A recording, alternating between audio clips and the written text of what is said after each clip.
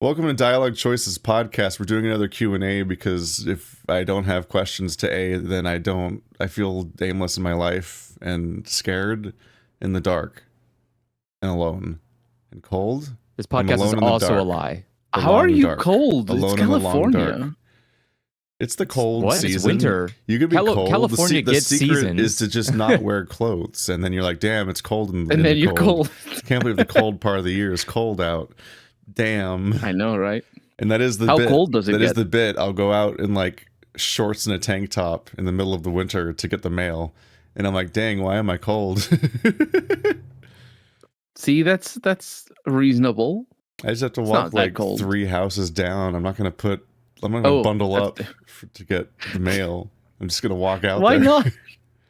So then I have This to is what? find Yeah, how long something is it- warmer. I'm just walking out. How long does it take to put a jacket on? What the fuck? I don't want to. Yeah. I don't want to. All right. Well, you I don't don't, want even to. I don't even put socks on. If I'm not wearing socks already, I just put my shoes on directly and walk down 2 houses, get Yeah, the mail, no, and come back. That's fine. That's how you tell that it's not cold enough. Is Not you don't wearing have normal socks. socks makes my fucking feet more uncomfortable than my body is about the cold. It being cold, I'm like, oh Yeah, I dang, mean, this is brisk. I'm having a I literally- novel experience right now. This is different from how I felt a minute ago. Whoa. Mhm. I have to Yeah. like get comically That's locked fine. outside, like in a Goosebumps scenario or something, in order to actually be in any danger. I probably would not Yep. be in danger. I would just be like, dang, it's kind of cold out. Anyway, Yeah. Why fun would intro. You be Ha ha ha. We play games here. We go on tangents and stuff. Ha ha ha. Oh, right. Because all the new people that opened this video because of the thumbnail. Yes. But then I also didn't. Hi, I'm Keith. That's Colonel. That is Colonel. And that's Andrew is here. Andrew. I've never existed. Remember the intros? We do intros here. We remember to do intros in the podcast where we introduce everybody, so people be like, "Damn, that's the name." Now, We don't need I know introductions. what We the have thing is. foogies. We have foogies. That's no, all, you know. one there's audio versions, but the Foogie also just Oh, like right. which cartoon person is facing. You are supposed to introduce everybody at the beginning of every podcast. That's like a podcast practice because it helps you like internalize who people are over repeated episodes. And if we did that more consistently, maybe after fucking 13 years, Andrew would finally stop being called the other guy. That's I prefer it that or way. that one angry man in every Perfect. video. Perfect.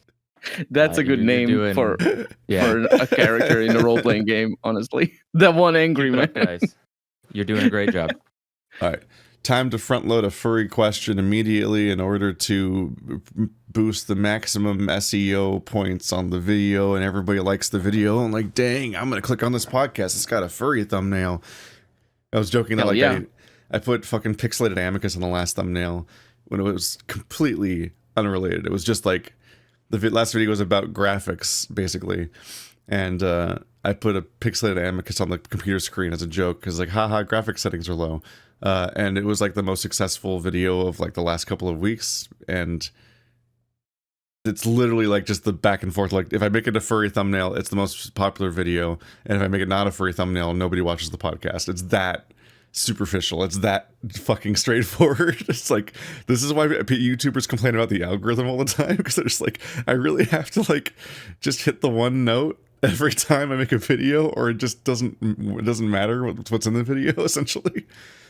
Isn't that how Yeah. all entertainment works? Don't people Yeah. just want the thing that they like It just consistently drives you crazy being because like repeated? it drives you me crazy just because like the contents of the podcast do not substantially change from episode to episode. It is like a consistent-ish experience, but the the viewership oscillates so wildly based on the thumbnail and title that it actually feels insane.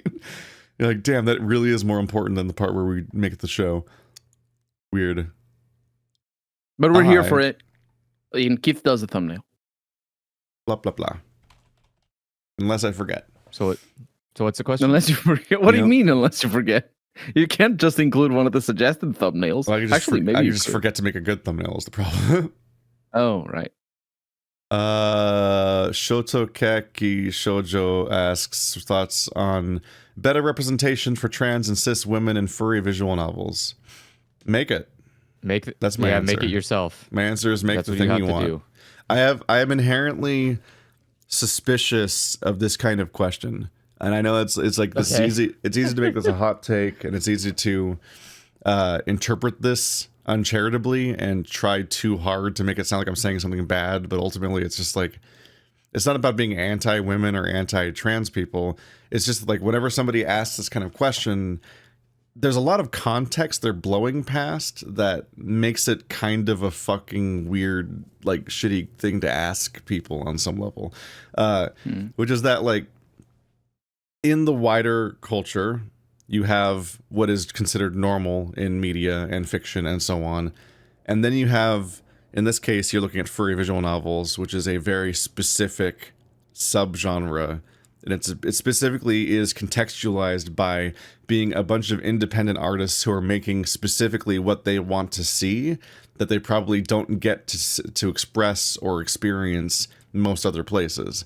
Like having explicitly queer storylines that, yes, sometimes mysteriously seem to be entirely populated with gay men. I don't know how they reproduce type of settings, like that kind of stuff that happens.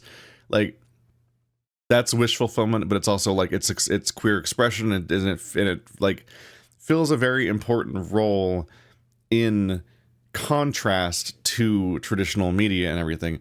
So like, and it's also like very importantly just like a couple guys. Like each furry visual novel is so extremely indie that it is inevitably extremely personal. It is usually written by one person, and so at some point it's like, you're going to somebody's like Fur Affinity page or AO3 or whatever account where people post their stories and art and stuff, and then complaining about the representation in one person's art. And that's my issue with whenever people bring up like, why isn't there enough trans and cis women representation in furry visual novels? And I'm like, make it. If you want it, make it.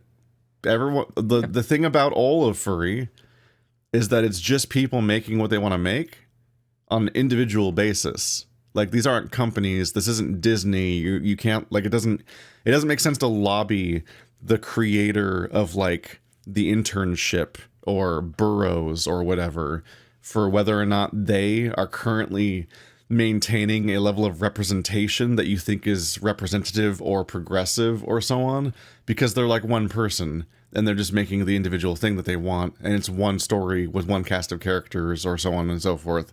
And so it's going into someone's personal art and complaining about like what the overall trend is and what they're drawing. It's like, no, well, it's like how, I mean, it's like, and often, especially since like often people are like fixating on one really specific thing. Like, my entire gallery is exactly one kink that I draw 500 times a day and stuff like that. Like, just leave him alone.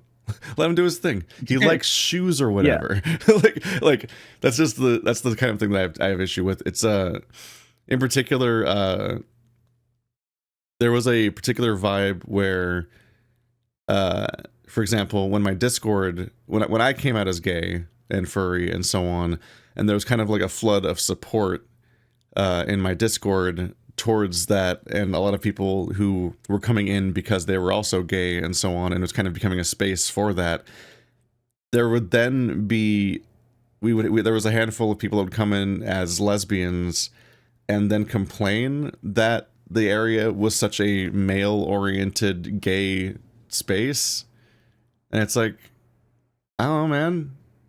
Go to a different space if you don't want that. Like, I don't, this isn't like, it's hard to express this without carefully like scripting it out, like, because I feel like it's easy to make mistakes here. Like, it's not about like excluding women, it's not about excluding lesbians, it's just about like, this is a rare space and it's serving a specific purpose, and complaining that a space, like, when somebody comes out as a gay man and then gets flooded with a bunch of gay male supporters, it's weird to then complain about, there sure are a lot of gay men here acting like gay men in this space where all them where the tent pole influencer that caused this community to exist is a gay man. That's weird that gay men would flock here. It's like, what? That's extremely obvious that that's what would happen. And given the rest of the world and the context of that, like, it just seems like you would inevitably like what, like, why let us have this? You know what I mean?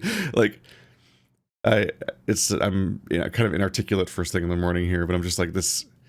I'm not trying to go that No, hard. Like, I'm not trying to go like super hard and like say that this question's a problem or anything. I'm just saying like this one.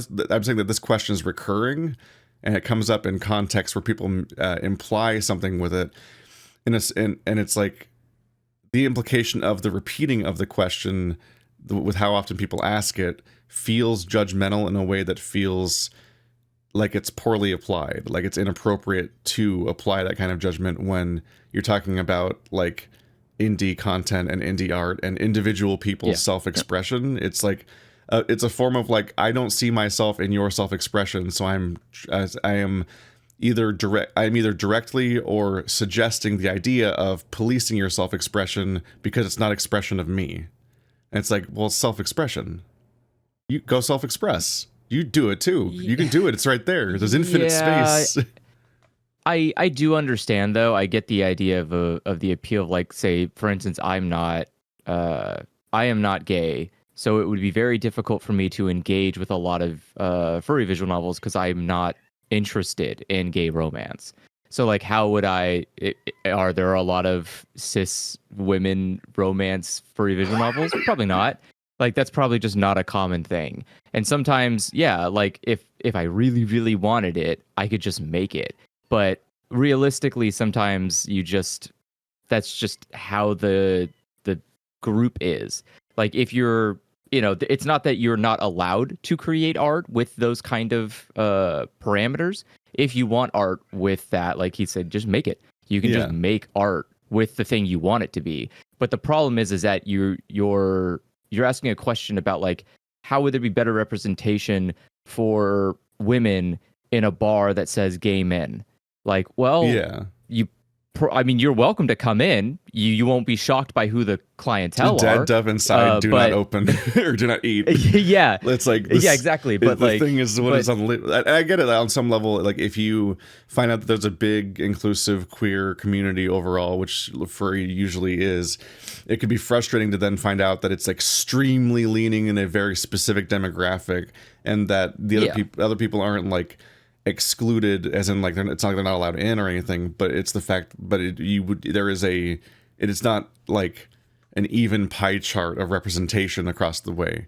But that's just like, the problem is that the thing there is that the fiction and the art and so on that's being created is representative of the demographic that's there. And I'm very, very careful not to use any weird essentialist language that people use when they talk about like, girls in gaming. No, it's a boys' hobby. No, that's exactly not what I mean. But it's just the fact that, like, it specifically isn't that, because specifically, like, that's the problem with that. If we go to a whole cul-de-sac for that fucked up rhetoric there, when people talk about excluding women from video games as a concept, that's actually just straight up sexist and something, because obviously women can just play video games, but also video games are made by women, and they are artificially made to exclude. They're artificially made to usually appeal to men, or to have, like, to the point with the advertising and so on. Like back in when the ads were happening, like, it's a boys' hobby, blah blah blah, was also the era when women were made a fuck ton of video games back then, and were entire teams of people. The key difference here is that the gamers don't make the video games. Like, the Overwatch players don't make Overwatch, but the furry visual novel readers do make the furry visual novels. So that's what I mean when I say the demographic is the representation of the content being created, is that people literally do play furry visual novels, turn around, and then just make their own. And I can say that as somebody who did last month. Like, I just did it. You can just do it. And that's the key difference there. And it's also within larger context. Like, you might be frustrated that it takes particular formats and so on, but, like, to be clear, if you want to talk about, like, big wolf character that appeals to cis women and is all about having sex with cis women and blah blah blah, the entirety of furry visual novels are to some extent a tiny spin-off that is directly influenced by romance novels, which are overwhelmingly made for and by cis women, and are often touching upon a lot of the same things about this big man who might even be like some kind of alpha or something, and so on. And like all these covers that you like, they're so mainstream. There's an entire aisle of them in like the grocery store, which isn't even a place for books. It's a place for eggs, and they sell romance novels. So it's like, that's my like. It's also a place I'm sorry for they're not. I'm sorry they're not specifically furry visual novels, but it's like, we're going on like subsections of genres that are extremely popular, and this is like, okay, the gay, like in here, like furries carved out their little space for them, and a lot of them are gay men carving out a little space for themselves. And when you finally make your own space with your own representation, having people come in and then be like, well, why doesn't this represent me instead? It's like, because representing me was the whole point. That's the whole reason I did it, is the thing. Anyway. Yeah, there's a very... I think I say this as somebody who wrote a trans woman in my visual novel. So, like, if anyone trying to clip this and be uncharitable, my opinion is cheating. It's like, because I literally did put a trans person in my game. You both touched on one aspect that I think needs to be addressed as well, which is representation as a concept only works at certain levels. So you can't go up to a person and say, hey, or go up to a man and say, hey, why are you not a woman? Why, where's my representation? Obviously that doesn't make sense, right? But at a certain level, when you go up to a company and you see that it's only men working for that company, you can tell the company, hey, there's something going on, something is wrong here, unless it's a real exception, which it isn't. There's something wrong. So when you come at specific novels and games and say your story is too focused on a certain demographic, you like that. I don't think that's the question that was asked. But Keith, you have a better perception of the implications of the question than I do. I think the more relevant question to ask, and that applies to Discords as well, although in different ways, the more relevant question to ask is, are visual novels that do not feature gay men, or any point in between, less successful in any systematic way? And even Yes. I think, yeah, because in the wider world, visual novels, non-furry ones, are extremely Japanese, which means that if gay men show up in them, they're usually a joke.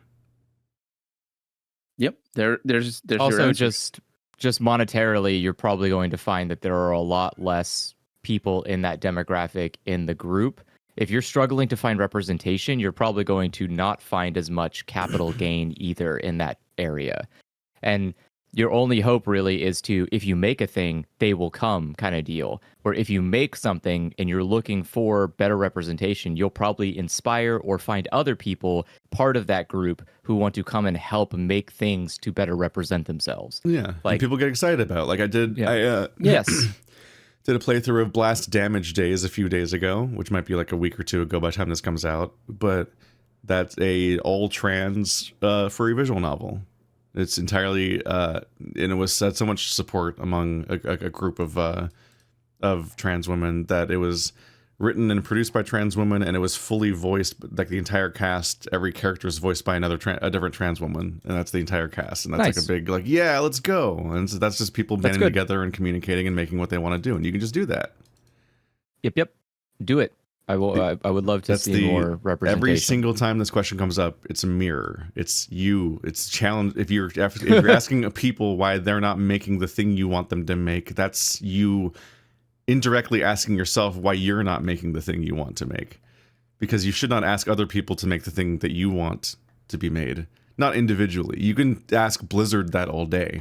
You can lobby the fuck out of AAA companies and publishing studios and whatnot to like serve demographics that they're underserving, but individuals, that is just like, they're making their art. Let them make their art and you make your art. And the thing about art is literally everyone can just start doing it right now and start practicing. And I say that as somebody who is practicing drawing like almost every day and is writing on a regular basis, both in the form of like working on video essays and working on like on fiction and so on. And it's like, you can make art and then it'll be bad, and then make more art and then it'll be better. And then eventually you'll make something that you like. And then you are the demographic shift that you want to see. Yeah. I think art is only for straight men. How dare you? No one else is allowed to make art. If they do, I will cry. Yeah, like just talking about like very artsy saying of you. that like furry visual novels or deviant art or fur affinity or so on, like suggesting that it has the wrong demographic representation is like it's tilting at windmills. Like it's just not it doesn't work. That's not a thing to complain about or to interrogate. Deviant art no does have secret. the wrong. There's no the insidious. DeviantArt- I mean, now the deviant Sorry. art has too much like. Was it AI? At this AI point? art.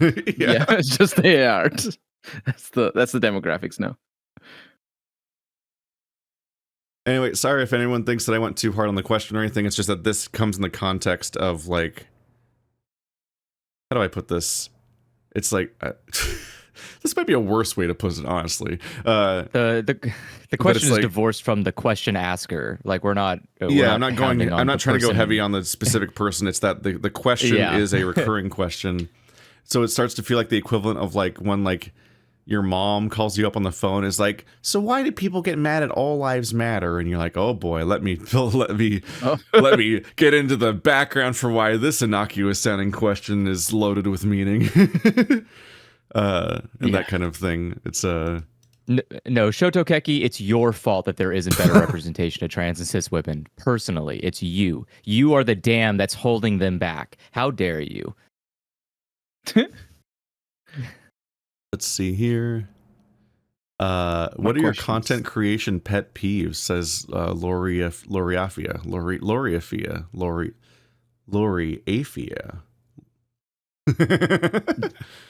Okay, I think there was more attempts at the name than the question. What are your content creation pet peeves? Yeah, we kind of forgot. Loriafia. Yeah, What okay, was your there we question, go. Loriafia? I just asked. What are asked it again. Oh, sorry, I was talking You over fuckers. you. What are your content creation pet peeves? Oh, I hate got how one. long it takes to make anything. I got That's one. my pet I hate peeve. it when small channels, no matter the genre, but specifically, I'm thinking guitar making YouTube channels. I hate it when content creation, when small channels on YouTube specifically act and make their content to mimic the style and like the place of big channels. So, for example, something that is that you see in well, maybe not big channels, but very popular videos. If you look up just the most popular videos on guitar making, it's like an hour long or something, and it's got like beautiful music, and it's just like the like sped up footage of somebody working. There's no commentary. It's just like guitar making, and at the end you see the guitar being played, and that's it. And these are the most popular videos on guitar making. And then people, oh, I know how to make a guitar. I'm gonna make a video for YouTube. They make a guitar. They have a small channel, and they make the same kind of video. I hate that they do that because a small channel has the room to be creative that a big channel or a channel that at least is trying to be viral and stuff doesn't necessarily have.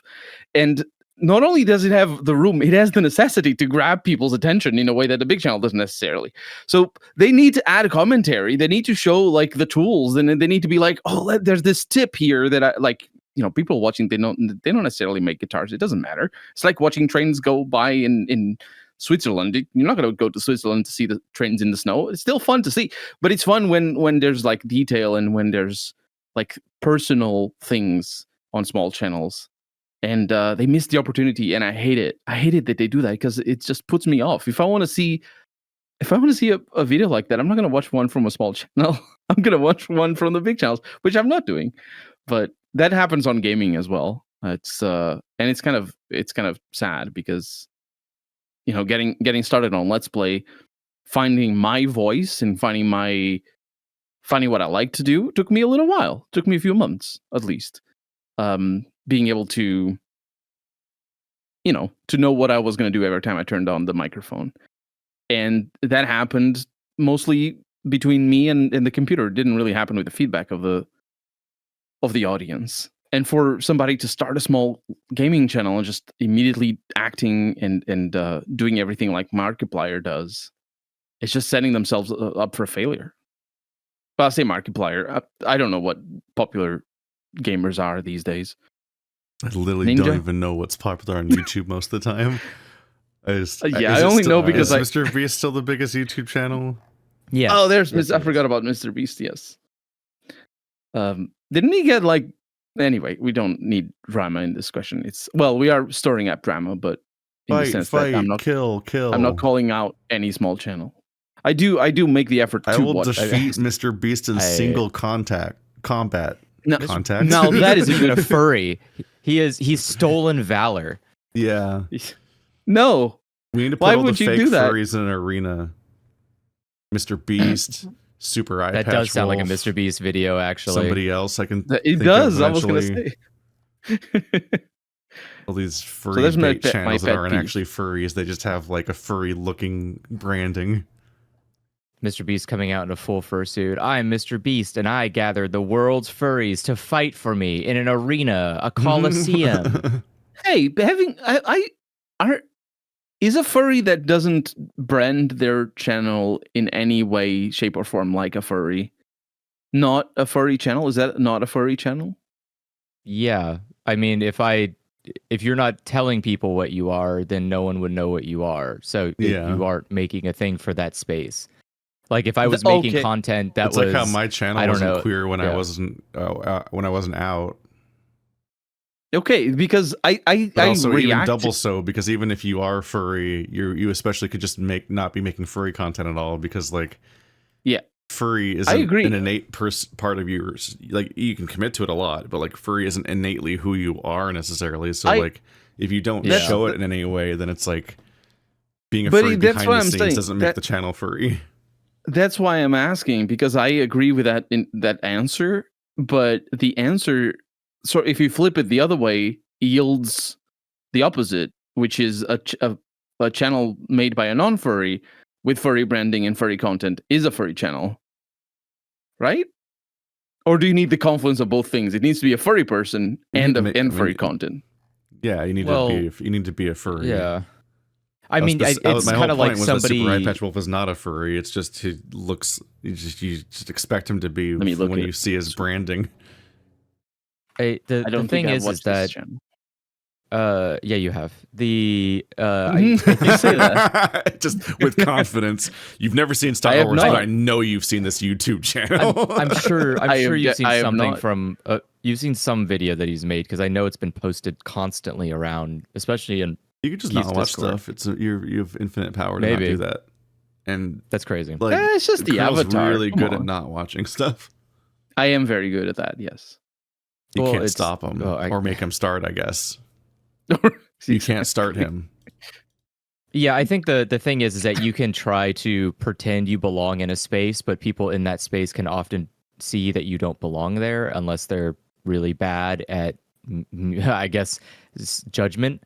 I mean, I don't think anyone has an interest in pretending to be a furry, like as a long-term YouTube project. So I think this is that's just this just doesn't happen in the first place. Mm-hmm. Yeah, but I will make Super Eye Patch Wolf and Mr. Beast fight to the death. Why? This sounds like Mr. Beast would win. Who would win? Mr. Beast literally has Beast. He has unlimited assets. What the fuck? Like, what do you mean? No, I mean bare knuckles. Go. Bare knuckles. Okay, Mr. Beast is gonna. Super Eye Patch Wolf. Then Mr. Beast is gonna buy. He's probably good. And Mr. Beast is just gonna buy metal fucking knuckles. He might be way taller than Mr. Wolf, man. Y'all are tall anyway. I do not think height matters. It's arm length. It's how fast can you reach the other person. That's attached to arm not, length. Not arm length is attached to height, but also like that's not the defining factor of fight. Like weight class is really important for fights in general. Like arm length. This conversation was a parody, by the way. YouTube bot was it?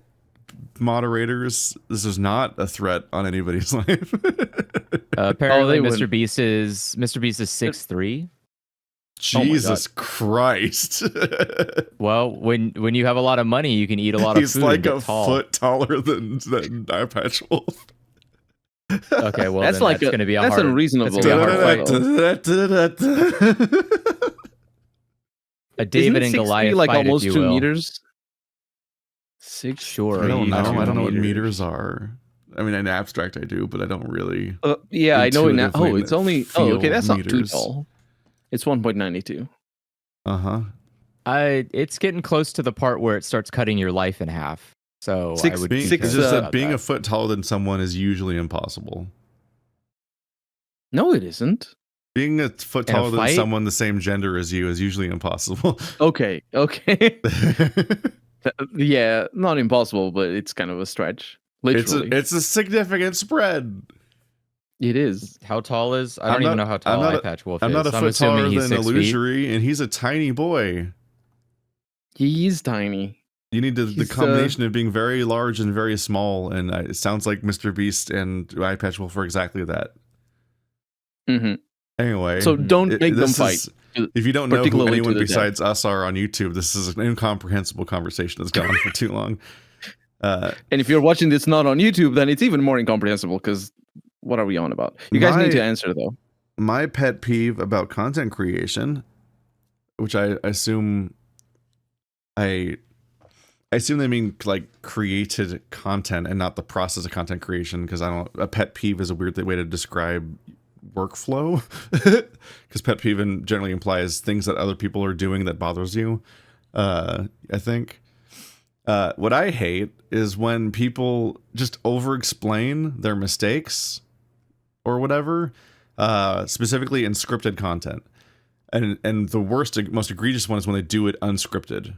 They unscripted insert a thing to explain a thing that went wrong in the scripted production of the thing, and it just there's a few people that do this. I think FD Signifier might be one of the more egregious ones sometimes, where you're just like, okay, you're making a scripted video, and like, for me, I'm just like, I have a certain standard for video essays where I just feel like you should just make the video more or less the final version of the thing and just make it as good as it can be.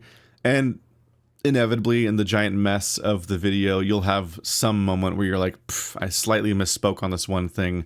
Do I just flash the text of what I mean on the screen, or do I like ADR the line to fix it? Which I ADR most of my videos at some point, just literally just record a different word over what I said or a different sentence and just dub it in, and people don't even usually notice. But what I hate is that when somebody has like, dang, my microphone went out, or somebody started mowing the lawn outside, or I don't know, guns started firing, or someone started guns that fire. Someone burned my house down, or my camera ran out of batteries, or just any number of interruptions happen, and they are now on a different day, or they are now they're either now like recording on a different day, wearing different clothes, and the lighting's different, or they move to a different room, or the camera, like they're explaining why the audio doesn't match or something like that. You know what I mean? Like, there's a billion production problems that happen. Yeah. And all my answers to all these things is like, one, it'd be more professional just to fix the problem and actually just re-record the thing and make a better video. But most of all, just the basic idea that the video looks slightly different is just not interesting. It's not important. People understand that you film different things at different times, or what it means when the background changes and stuff like that. So at most, you can have like a little text pop up in the corner, be like, haha, yeah, camera died. Or you could literally never acknowledge it and no one would care.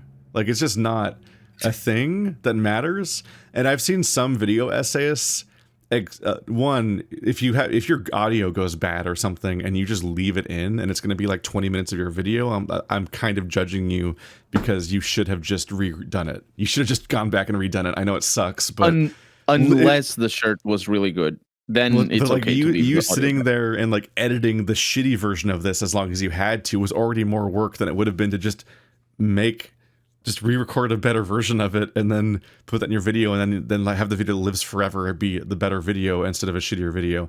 But no matter what, just like do not spend more than a couple seconds ever explaining a basic production issue in your video, because I have seen people make the mistake of just like, dang, I'm gonna have to deal with this production problem living in my video forever, because I guess I've self-enforced giving myself a time limit on making this thing, and I'm gonna make a worse video instead of a better video by doing it faster or whatever. Like, that's the workflow they've assigned themselves, whatever. but their solution is to sit down in front of a camera and record an explanation for why their video is worse now, and then just put it in. And it's usually not scripted.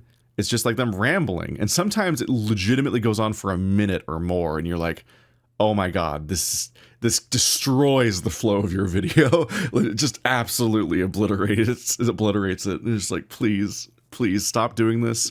Everyone in the entire medium needs to stop with long ass explanations for why a minor production hiccup happened in the background that, once again, is invisible to everyone but you most of the time. Only you even know or care that thing happened, because you're making a video that isn't live and isn't like a let's play that's like riffing or whatever.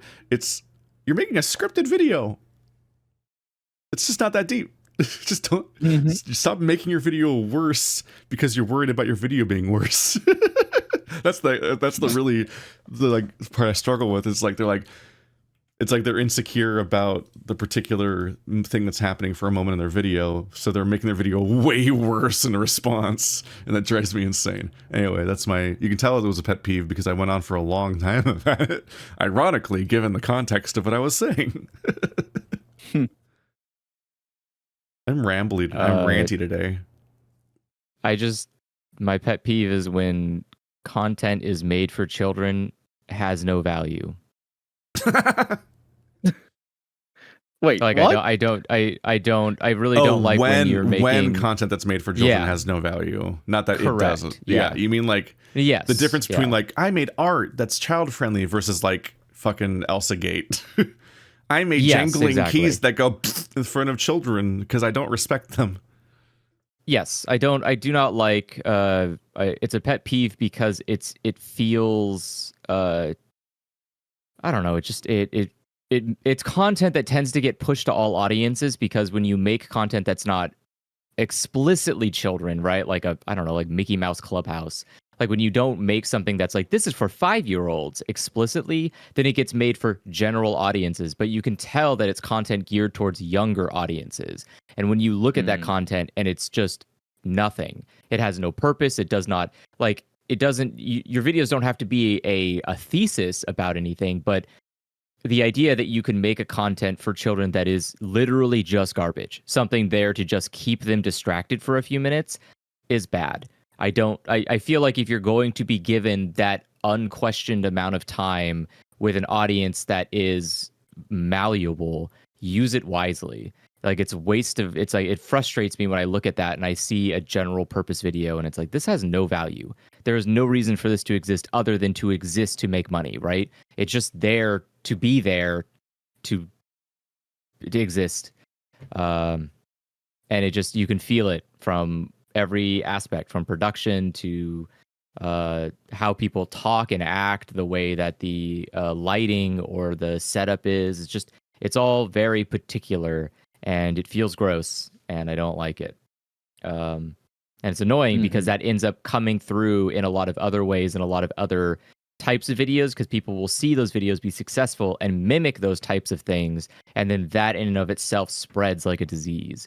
So it's a pet peeve because people will continue doing it even though they don't understand, or they may understand and don't care, that kind of content creation is shallow, hollow, and vapid.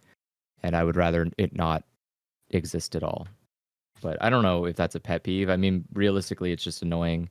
Just annoying to see a constant flurry of the same kind of things, but you can all see that none of them say anything, and you're like, why? We're increasingly why living is this here? Especially on the internet, increasingly living in an environment where content made for adults doesn't have value.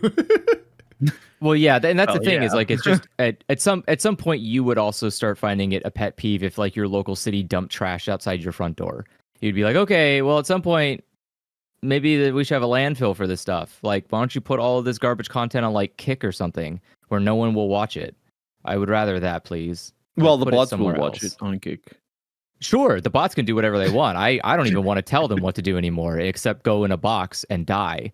But but it's like it's annoying to see that kind of stuff and the way that it spreads, but also because that kind of like, I don't know, the way that content is made, you can tell so quickly and so frustratingly. that it's not enjoyable to watch, and that sucks. I also, if the question was supposed to be about content creation, I hate shorts. All short media is bad. TikTok, Yes. Instagram Reels, YouTube Shorts, whatever you want to call the same fucking thing, it's all bad. Vertical video in general. Yeah, vertical short videos are bad content. It does not matter what it is. I don't care if it's political, I don't care if it's educational. It's all bad content. If you want to make something, it doesn't have to be 4 hours. You can just make a normal widescreen 5, 15, 20-minute video and be fine with it. 3 minutes is a waste of my fucking time. I've got better things to do than to try and pretend like I understand a complicated issue in 3 minutes, because I don't, and I'm never going to look it up again. Yeah, it's such a thing, because if it is something that's worthwhile to understand and it takes time, it's too short, right? And so, it's an entry point at best, and oftentimes it's a way for you to think that you understand something when you don't. If it isn't something that's complicated or too complicated, then it's a waste of time anyway, because it's just I don't they're care. literally just to waste your time, which is how TikTok is designed, which is why it's successful, because you can just sit down on the toilet and flick the swipe screen through. up. Or Yeah, whatever. sure. To me, Which it I don't do feels because like I got a guitar. That's what I do on the toilet.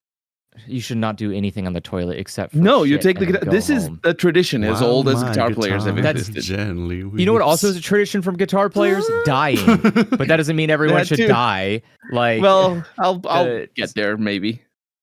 What, do you want to die like Elvis? You want to die on the fucking No. can? Like No, that's not a tradition for guitar players. sitting for a long period of time while taking a shit is bad for you. It's Could bad Elvis for your even play the colon. guitar? You did, yeah. Well, maybe not Yeah. at the end, but he was a guitar player, yeah. Yeah, he did start I out can't playing guitar remember. for the troops. That Or was, the I mean, troops. That's how he started out. Just teleported. That's You mean he played guitar while he was serving? You mean? yeah, but also he did play music for the troops. Like after he finished his military service, he did go and do a lot of concerts for troops.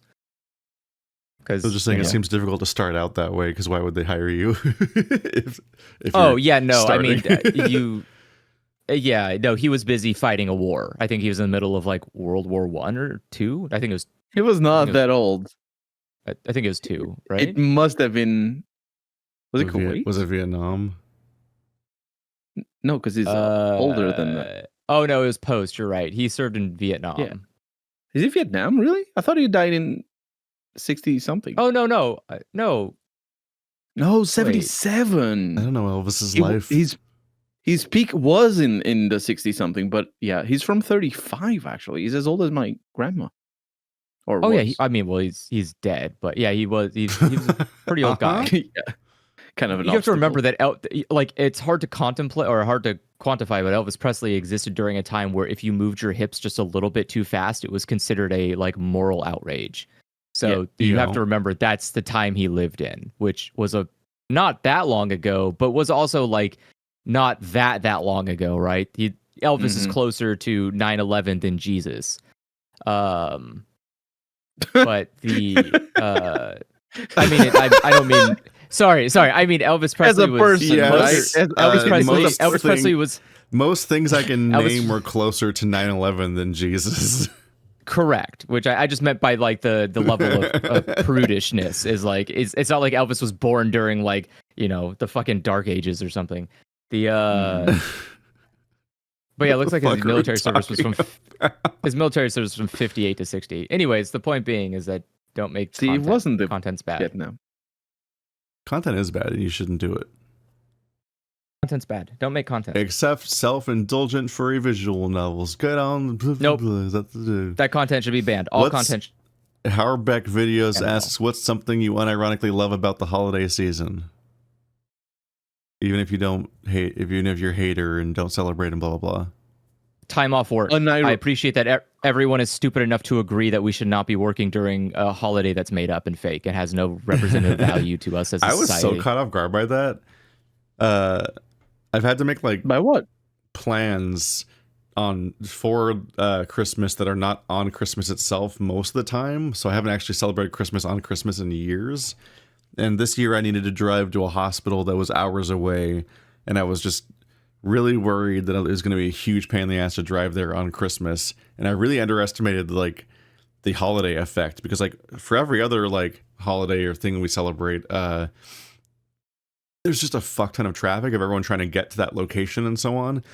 But most of the celebrations we have are days that also have normal work for most things. But so many people are off work for Christmas that like the overall noise floor of like cars on the road is so much lower. Or road.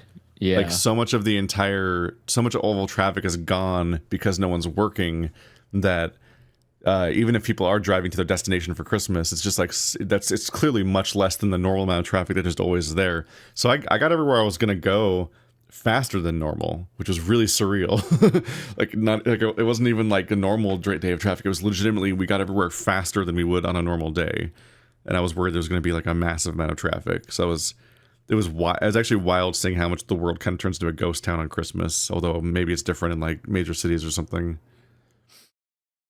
I got to experience that as well a few years, but this year as well. It's pretty noticeable. But there's still traffic. There's still people going about. It's just not nowhere near as much. I was thinking of my thing that I like about the holidays, and coming to the sad realization that I don't like anything about the holidays. They suck. They suck. It's like they don't. The things that are different is worse.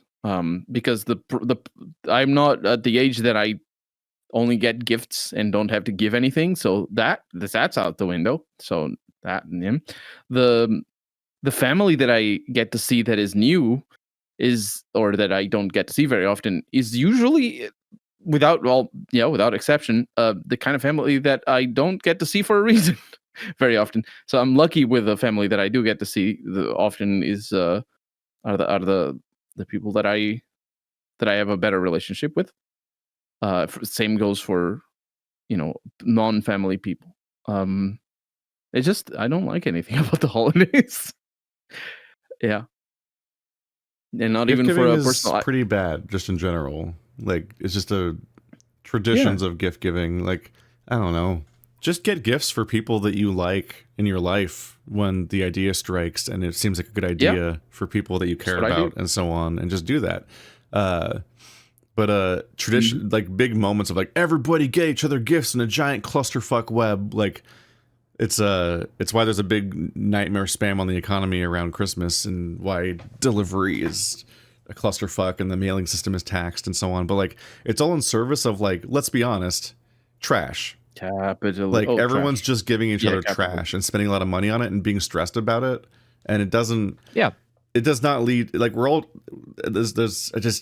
we're trying to recreate the emotion that is seen when you give like a child in the 90s a Nintendo 64, and it's like we're ignoring the fact that the reason why that worked was because they were a child, which has so many things. And it was a Nintendo 64. Yeah, so in it's the like 90s, which cost more than.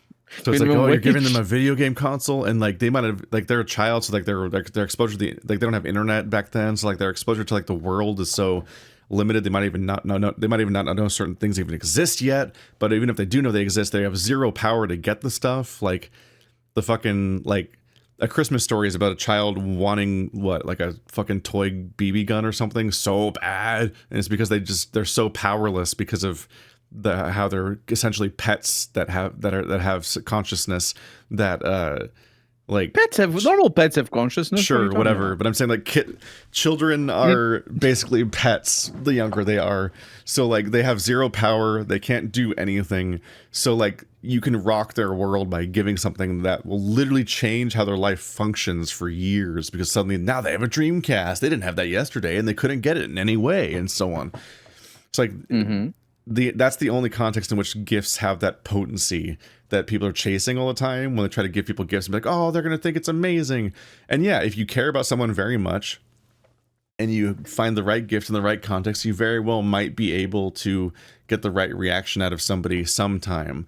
But these forced gift giving occasions are just a shotgun spam of people being, okay, well, I begrudgingly need to get a gift for every single person on this list because we need to exchange gifts 1-to-1, because you look like the asshole if somebody gets you a gift and you didn't get a gift for them back. So you're like, it's like a fucking, essentially an arms race of politeness and like it's you spend hundreds or thousands of dollars on stuff that people will not like, but will try to pretend to like to your face. And then you pretend to like the stuff that you got, even though it's mostly just like a sad reveal of how little your family knows you, and or how people have a shallow understanding of like the things that you do and don't care about. The way that I get another Doctor Who gift every year because people found out I liked Doctor Who at some point a decade ago, so I now just am just lousy with random Doctor Who items when I don't really want Doctor Who merch to begin with. Like, I don't know, having a sonic screwdriver is kind of neat. You can like that's really cool, actually. But once you have one, you're like, I got it. Is it? I don't need Doctor like, Who pajamas. Colonel, realistically, I don't need what is it for? I don't need a square-shaped TARDIS mug that's impossible to drink out of because it's square-shaped. Oh, that sucks, actually. And just an ever-growing amount of TARDIS items. Is a fidget spinner, right? It's like a fidget spinner. It's not really like a fidget spinner. It's a fidget. It's a static object. It's like a fidget toy, and that you can fuck with it. The spinner is specific. By adding spinning, you made it too specific. Fidget toy. The fidget spinner was the spinner was a specific spin off of the fidget toy line. We didn't get that memo here. It was originally the fidget cube. I have like 4 fidget cubes, like different variations and so on. My favorite one has a big folding square that just folds infinitely and clacks a lot, and the clacking is satisfying. And I've seen this. I muscle memory clack it while I'm like trying to write something and trying to focus. See, you could just grab your your sonic screwdriver, not make the clack, and have just as much fun. Yeah, giving gifts to adults is bad because one, we all have the internet, so we all have Amazon or some other shit where we can just we can impulsively just buy anything we happen to want just in a moment's notice. So gifts are bad because it's like what do people need usually, but also like as adults. We have personalities now and interests and hobbies that are too nuanced. Like a child is stupid and uninteresting, and you get them crowd pleaser things because they have nothing. But an adult has so much detritus in their house. They have 4 sets of slippers they haven't thrown out yet, and all this other shit. And their hobbies are always like, It's always like, I like aquariums, or I like woodworking, or whatever the fuck. And it's always like something really specific. And it's like, for example, like looking at like Red Reming's recording. How do you give Jeremy a gift when his whole thing is that he is all into these audio synthesizers and music making and stuff like that, and you notably are not a member of that hobby, so you don't know. That's the thing. Don't attack the specifics of the example. I'm talking about the grand concept. Is like, it's true. Everyone has new like specialized hobbies and interests, and you cannot penetrate that. So if you try to engage on any level with even what you think people like or are interested in, you're going to give them the most surface level garbage or copies of things they already have and stuff, because you basically Googled what do you buy somebody who likes woodworking or whatever. And the only way to get something more specific is to fall into the other trap of stupid garbage, which is the thing where you and your family all just have wish lists and you just buy the exact thing people asked for, and they're like, "Oh wow, what's in this box? Oh, it's the thing I said I wanted." So now you're just what I do. buying things on Amazon, but with a step removed, where somebody else buys it, but it's the exact thing you said. So you essentially did order it yourself, but it waited in a box for a month, and it's like an awkward equivalent exchange where it's like you're not even necessarily saving money because you also bought stuff in return for the same person, and maybe you didn't even want this item yet. It's just like a vague. You were like at it with a gun to your head. You're like, well, I should pick something that I quote unquote want, but maybe wasn't actually going to get otherwise. And it's like not even the power of being like, oh, but it's a gift though. Like, wow, you got me to think that I might have not gotten otherwise. Like, no, because I had to also invest money and logistics and stress into buying other stuff that I hope people won't just throw away when they get home or re-gift. And it's just, this ritual's bad. This is a bad ritual. Gifts are bad. Mm-hmm. I'm not even like in a Grinchy sort of way. I mean, like, have a great Christmas, cook a nice dinner, and hug all of your family and wear sweaters and stuff. It's great. Even do a white elephant. I've honestly learned that white elephant is literally more fun than normal Christmas, because you just get a bunch of random bullshit and then you just put them in a pile and everyone's like, what the fuck is this? And you just like, and it's like a low barrier to entry and low expectations. And you're just like, freeze dried candy. What's going on here? And you just have this weird clusterfuck of strangely varied items. And if you have the steal rule in, then everyone kind of gets to like marketplace of ideas their way to like a halfway acceptable novelty gift that is probably at best like a wine set or a small tool or an amusing thing to eat, and then it's gone. And that, frankly, I think brings more joy than the entire stress nightmare that is trying to actually get a specific specialized gift for every one of your adult friends and family members. Like, that dynamic sucks. I think any gift giving is bad. Don't do that. But there is the effect of a bad gift receiver, though. There's people who you know, well, you do need to know them a little bit at least. There's people who you know that whatever you give them, they'll be interested in it and they'll at least give it a shot or whatever. They'll spend a little bit of time. And there's other people that if it isn't exactly what they want or it's something they're interested, they're immediately putting it up on eBay or just throwing it away. And you need to that kind of sucks though, because everybody should be a good gift receiver. Everybody, because that's like the fundamental. What? Yeah, that's how you are a good friend at the end of the day. Because if you're interested in what other people have, yeah, thank you, Merry Christmas. Yeah, I love gaslighting know my friends and family. No, I give a shit. It's don't rock the boat. Everyone be nice, and everyone just like pretend Christmas is going great because we're already here. We already went through all the stress. Like, you might as well just have a good day. You just said it. Pretend. No. Why should I? Say why should I upkeep? No, Keith said that. Keith said pretend. Okay. Yeah. I'm saying don't do that. You should be easily interested. I mean, if you're at Christmas, you're already there's a high chance you're already dealing with people that you're kind of pretending to like. Yeah, that's a fair point. But you should still like, be able that's to part of the gifts. Christmas dynamic with family and everything. So it's not even that much of a leap at that point. That's just it's just the ritual. But you should still be able to take their gifts and give them a fair shot. If somebody gives you like a weird remote control for your, I don't know, drone, at least try it out. See what it's all about. Because if you don't know what it is, that's an experience. That's a thing that you get to experience. And it's like, oh, I don't like this kind of wine, or I don't like, this clothes, or, this sweater shirt that you gave me. Because I don't like it. Just wear it once at home by yourself. That's one time that you're not gonna wear out whatever sweatshirt you actually like. Yeah. Because don't ever feel obligated to give anything a shot. If you don't give a shit, it's don't not give a shit. If you don't, but it's not about if you being don't want a obligated, gift, don't want the gift. You just said give it a shot. Don't give it a shot if you don't want it's to. It's about taking advantage not, of this. It's about taking advantage of this sort of thing that you weren't gonna get otherwise. And like, there's things to get out of. You absolutely either were or you didn't even consider it because you probably didn't want it.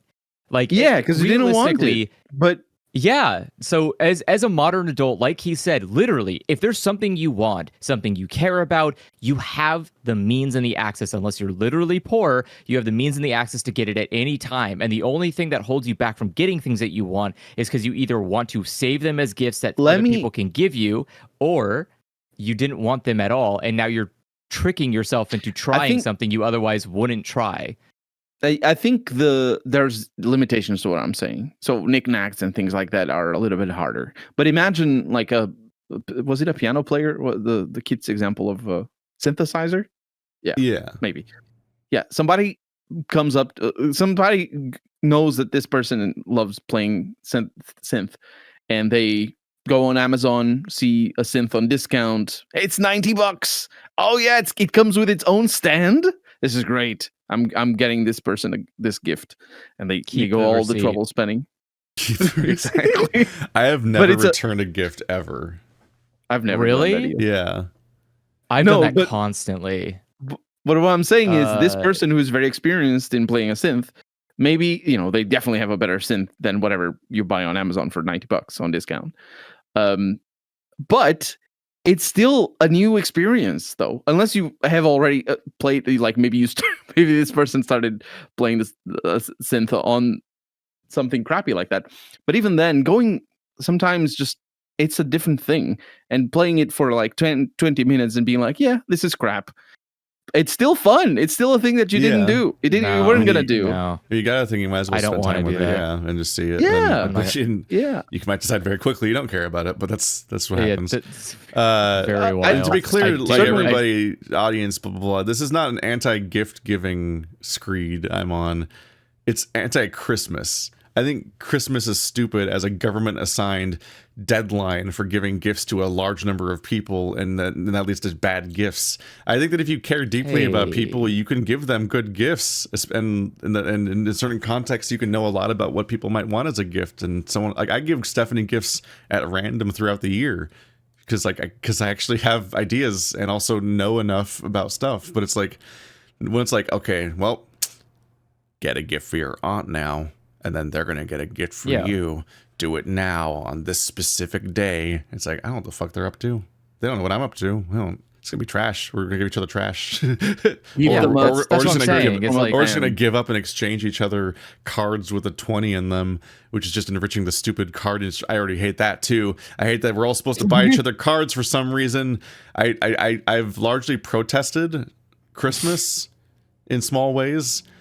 In part in that I've really gone towards the particular approach of just like I just give people gifts because I have to, and I take the wrapping paper and I take a square of wrapping paper and I turn it inside out and I write like to and from on that and tape that to the thing so there's a clearly legible that's nice. way of seeing who the gift is to and from that doesn't contrast, that you can clearly see against like the the very noisy pattern that is inevitably on the wrapping paper.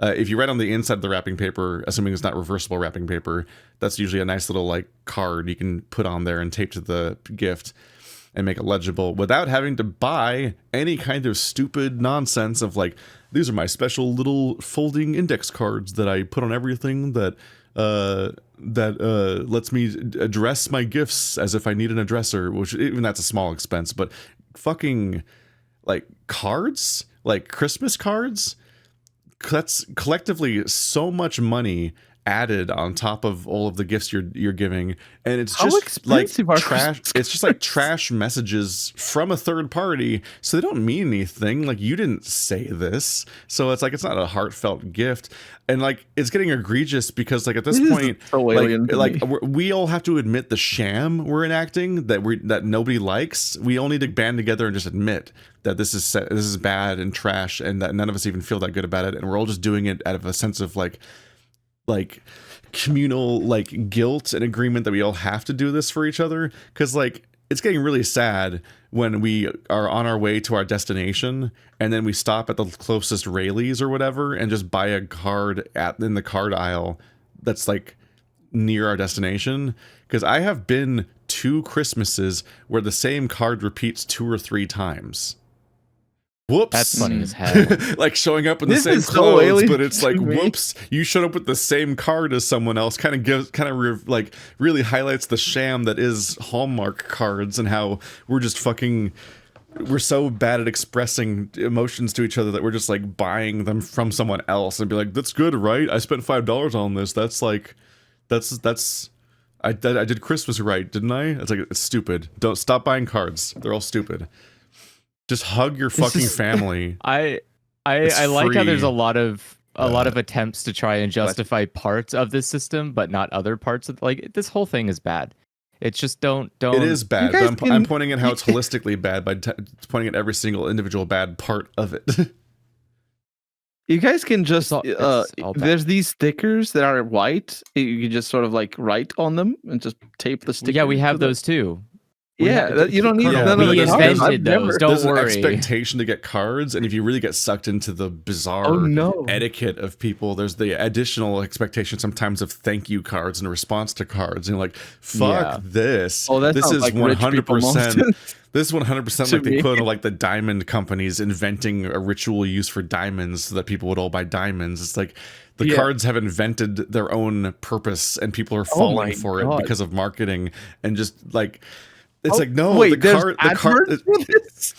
Well, Oh, I'm just no. saying that I'm saying the cards existing and getting their own aisle. You've seen them all the time. Oh, yeah, I it gives suppose- you this I suppose. societal expectation for what their ritual use is, and that just becomes eternal. Is that humans invent rituals, and you have to partake in those rituals in order to correctly like signal that you are a good person and correct and so on. Like that's like fucking fashion trends, or the era where everyone always wore hats, and like now and like people thinking that you need diamonds to marry people when that it didn't exist earlier, and so on. It's like, oh, it's my grandma's ring. Where's your great grandma's ring? Oh yeah, they didn't have one, did they? Like Wow. most My rituals great-grandma are was just too way poor to younger have than one. we Sorry, think they are, Keith. and so on. Fuck. I'm just saying, like it's the I'm talking about like the brevity. It's Like too all old. of history is newer than you think it is, and like a lot of the Yeah, of shit with course. cards and so on is just like it's like no, the cards. It's like they tricked people into getting cards. Like, oh shit, this is working. Okay, well, better invent more occasions for cards then.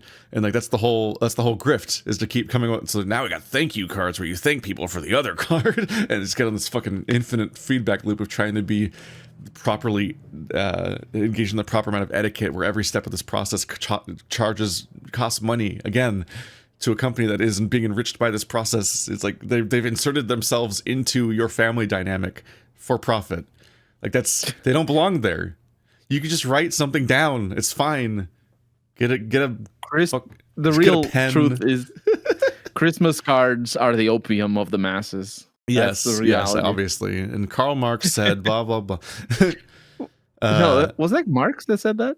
I'm No. riffing. I'm insane. He said blah blah blah. yeah, It's a religion. He probably did say Religion- that. oh, the He blah, probably blah, did blah, say he did blah. Yeah, That's in the blah blah blah. Nobody blah. reads He stuff says to that. that point though, because That's You true.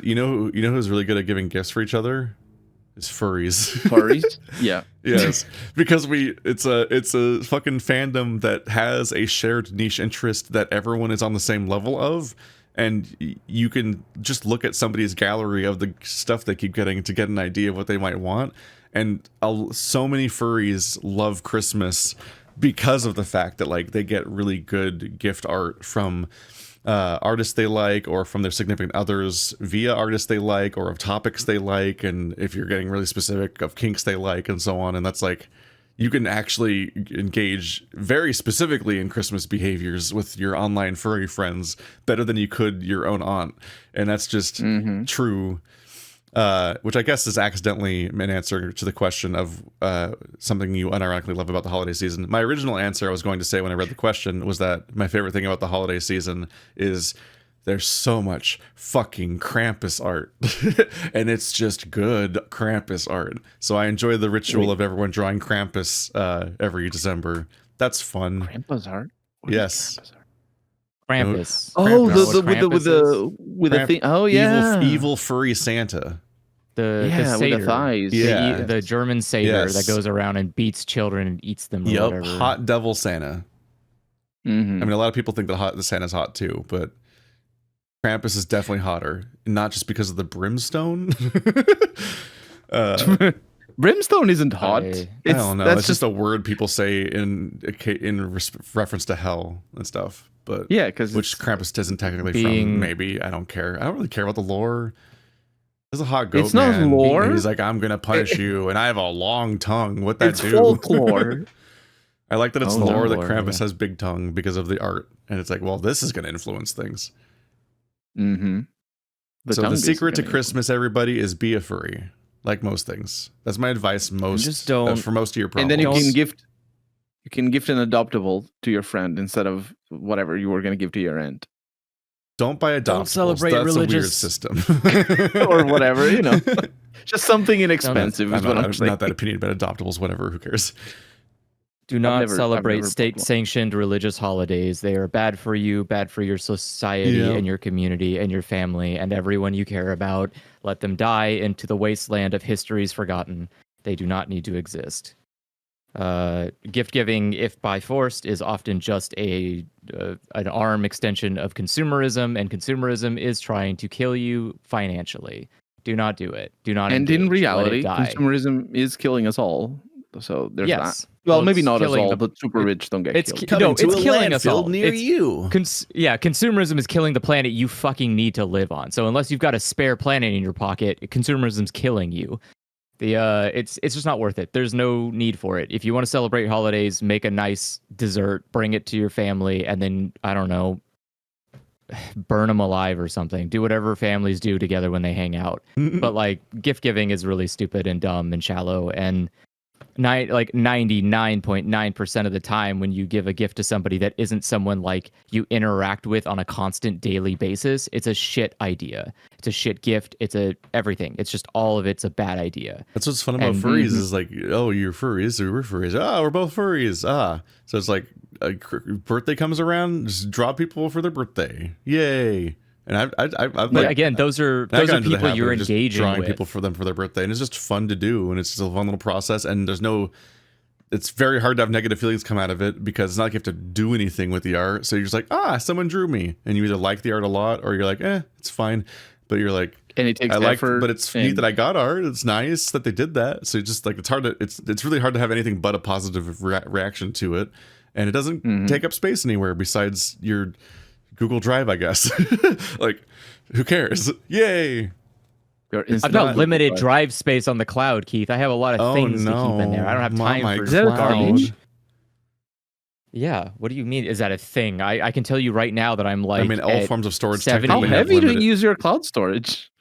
I'm at like 70% of 100 terabytes. Like I Oh my need God. a lot of space. I mean, I suppose if you store all the raw footage and stuff, it's gonna be. I think from like I just family delete stuff.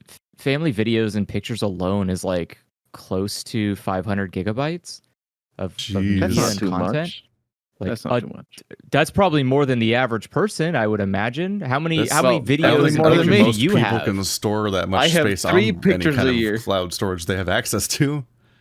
I don't take any Yeah. pictures. I'm terrible. I just use regular Yeah, it's Google just- Drive, the it's- free version or whatever. That's I don't, but it's still. My Gmail keeps telling me that it's almost full, and I'm like, that's a weird message to receive. It's like you don't. It's like it's weird that you're saying my Gmail is almost full because you mean my Google Drive is Yes. almost full. My It's- Gmail. I know they're tied to each other, but Yeah. like it's very strange branding just because of the fact that I'm like the Gmail's not where I'm uploading stuff. Obviously, what are you talking about? Like why would you Yeah. phrase it that way? Genuinely makes me confused. Like I'm supposed to delete more emails or something. I'm like, that's not going I to think solve it. Why are you lying? Yeah, I think the implication is, or the systems are there because, if your storage space on your email server is full, you will not receive emails.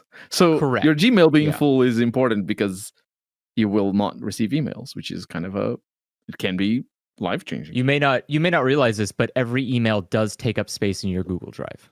It take a little, yeah, but it's not too much. Just a wee bit. No, but yeah, if it were to completely fill up, you would have a difficulty there. Mhm. But yeah. Yay. Holidays. Do Next the question. next question? I'm scrolling past Keith, a next bunch question. that I don't think are very good, so it's taking a minute. And a lot of these questions just are not applicable to you guys at all. I'm skipping Why is those this guy's ones name not mostly Steve? too. Yeah, I saw that one. Is it questions like, what is your favorite food, Keith? Nope, not applicable to No. Andrew York. You know, Someone's Don't ask that asking question, by the if- way. Someone's asking whether any of us are cut or uncut. I'm sure that's a very reasonable Boxers question to are- ask Also a not stranger.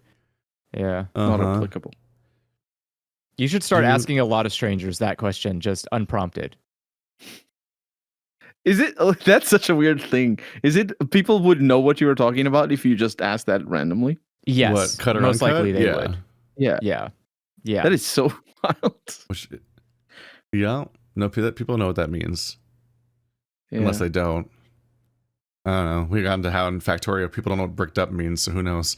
But That's another Wait, state what? allowed religious thing that you should let die. Do not let people go and mutilate your children for that is no a thing. reason. Yes, no one except- should Yes. be. Yes. People should not be circumcising people at the beginning of their lives with no consent whatsoever to that choice. Yeah. Like, this is a fucking weird, upsetting concept that everyone like. Between this and Christmas, like, there's just a lot of like things that like we just like accept and perpetuate on each other infinitely. Do not It's just very stop strange. moving the blame. There is a very specific group of people who will not take no for an answer to the point where it's almost a fucking problem.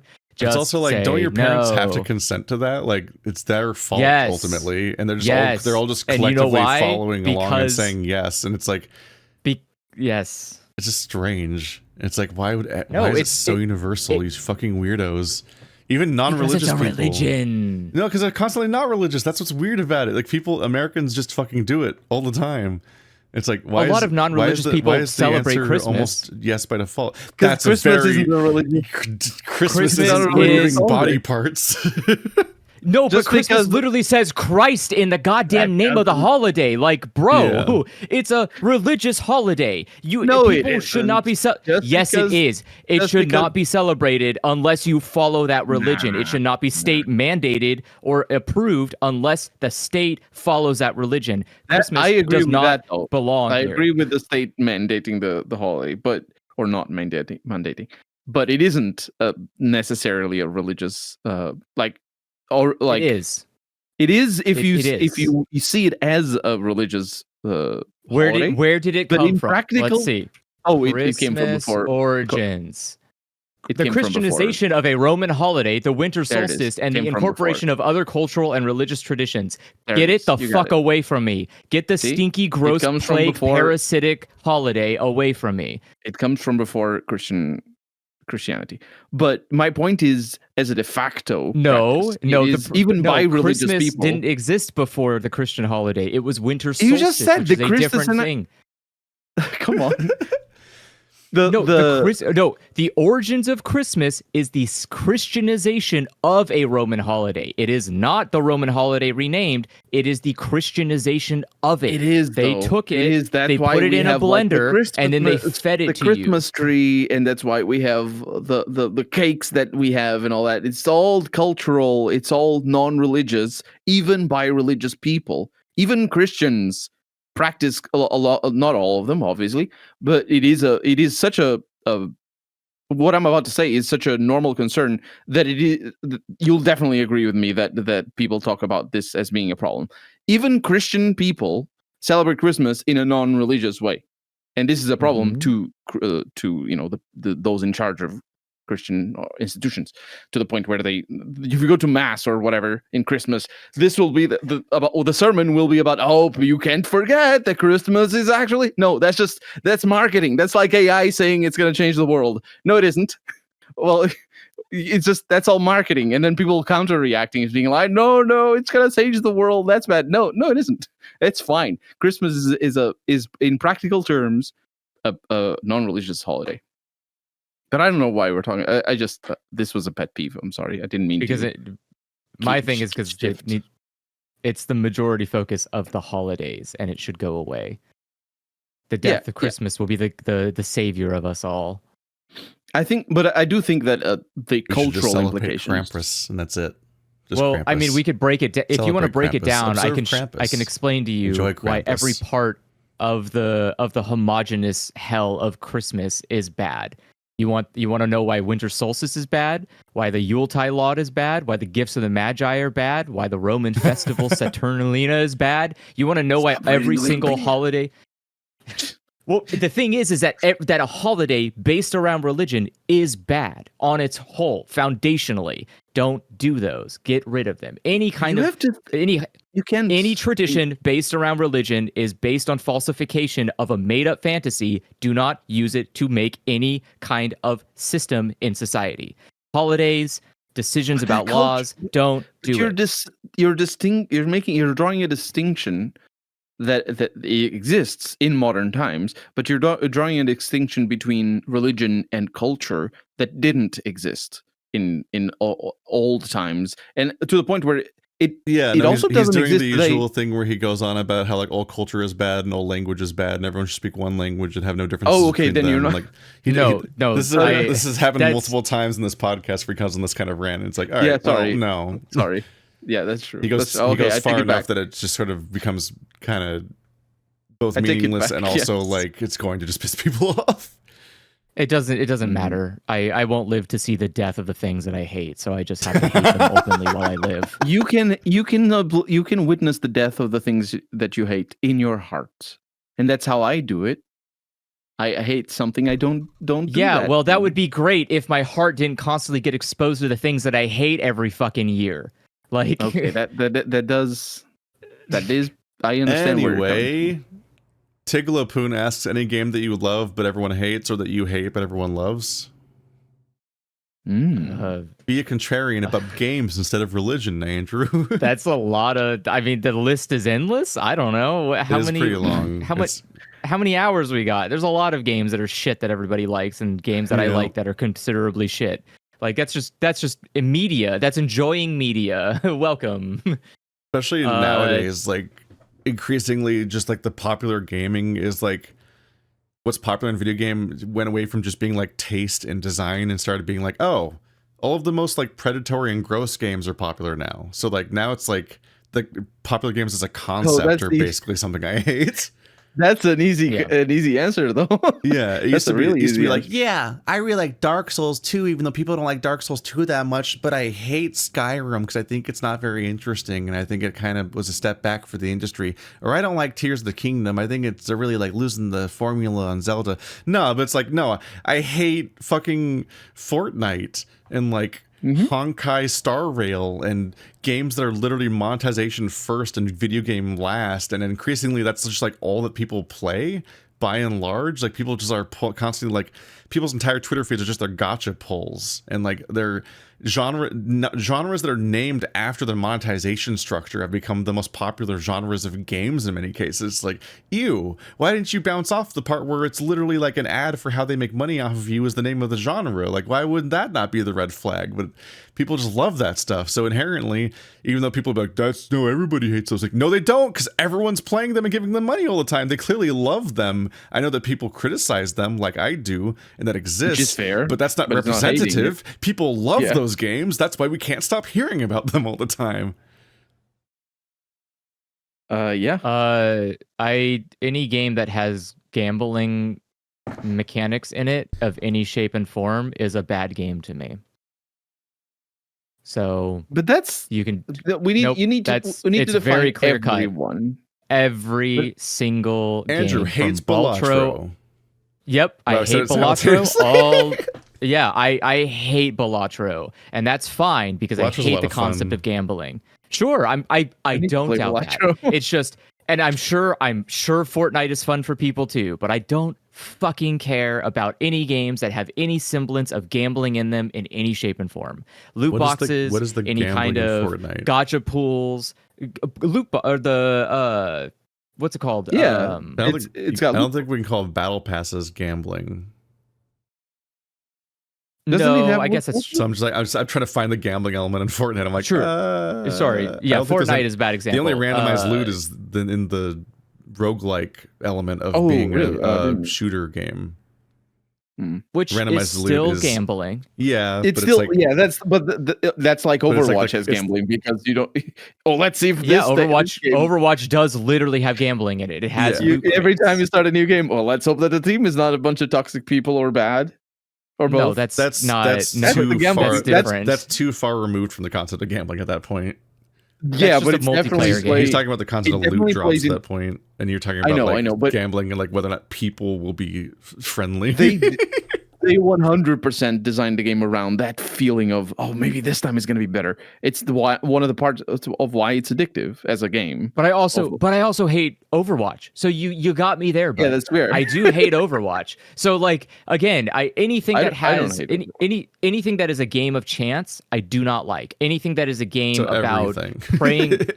Yes, that's why I'm like, what a RNG is list. You everywhere. want? How long do we have? I'll go through the list. Like it's just I just don't like gambling. Gambling is unfun. I don't want to take a risk for anything. I want it to just be 100% based on skill. Basically, the ability for me to use hand-eye coordination to solve a problem, whether it be quick or slow, through like a puzzle or not. I just don't want to do anything that has to do with luck. We must If there's reduce luck the involved entire in any, game. We must reduce the entire gaming world down to super hexagon and only super hexagon. I don't know. It's just It's the same game every time. Same pattern, right? That's true. Yeah. Just no variability. Just luck. Yeah, that's great. Luck-based stuff is just unpleasant to me. I'm tired of it. I don't need to. I already have to do that just to live. I don't need to be doing it in my entertainment too. I'm tired of luck. It's sickening. Time to return to Rock Band. Just play the chart. Yeah, I love games like Rock Band. That's great. It's something I have to sit there and meticulously get good at through repetition and skill. That's fun. Those are games I like. Mm-hmm. I'm not gonna repeat my gripes with Bloodborne, which I haven't played too much because I think I might not like it. But everybody loves Bloodborne. Nobody loves Bloodborne. So I'm just gonna I'm not gonna repeat that. But it is Bloodborne. The thing I like that everybody dislikes is Darkest Dungeon. I just love how difficult it is and how uniquely Everyone dislikes repetitive. Darkest Dungeon so much that it spawned an infinite clone genre of Darkest Dungeon likes because no one likes Darkest Dungeon. I know a lot of people that do not like Darkest Dungeon. Me. Never heard a personally. single positive. Well, thing about it. I use it constantly as a good example, actually, of turn-based combat. I just also think that the progression I think it's a bad example of early access bloat and just grafting new stuff onto a game and forever until eventually it's just like, I would never want to play through this. Mm-hmm. I think the reason why I love it is because I accompanied the early access and I saw the bloat grow with me. And then I played the expansions as they came out. So I got that bloat as well. And the final product, I understand it. Like I don't know all the nuances anymore, but it's a comfortable game for me, even though it's very hard, especially if you enable every expansion. It's not. I don't think it's meant to be played with every expansion enabled. It's so difficult. It's so absurdly difficult. It's possible to beat it. It's just but yeah, it's difficult to. That's why I'm saying define everyone. And this in a question like this, you need to because it's like. Any game, any niche game that I love is everyone is gonna hate it.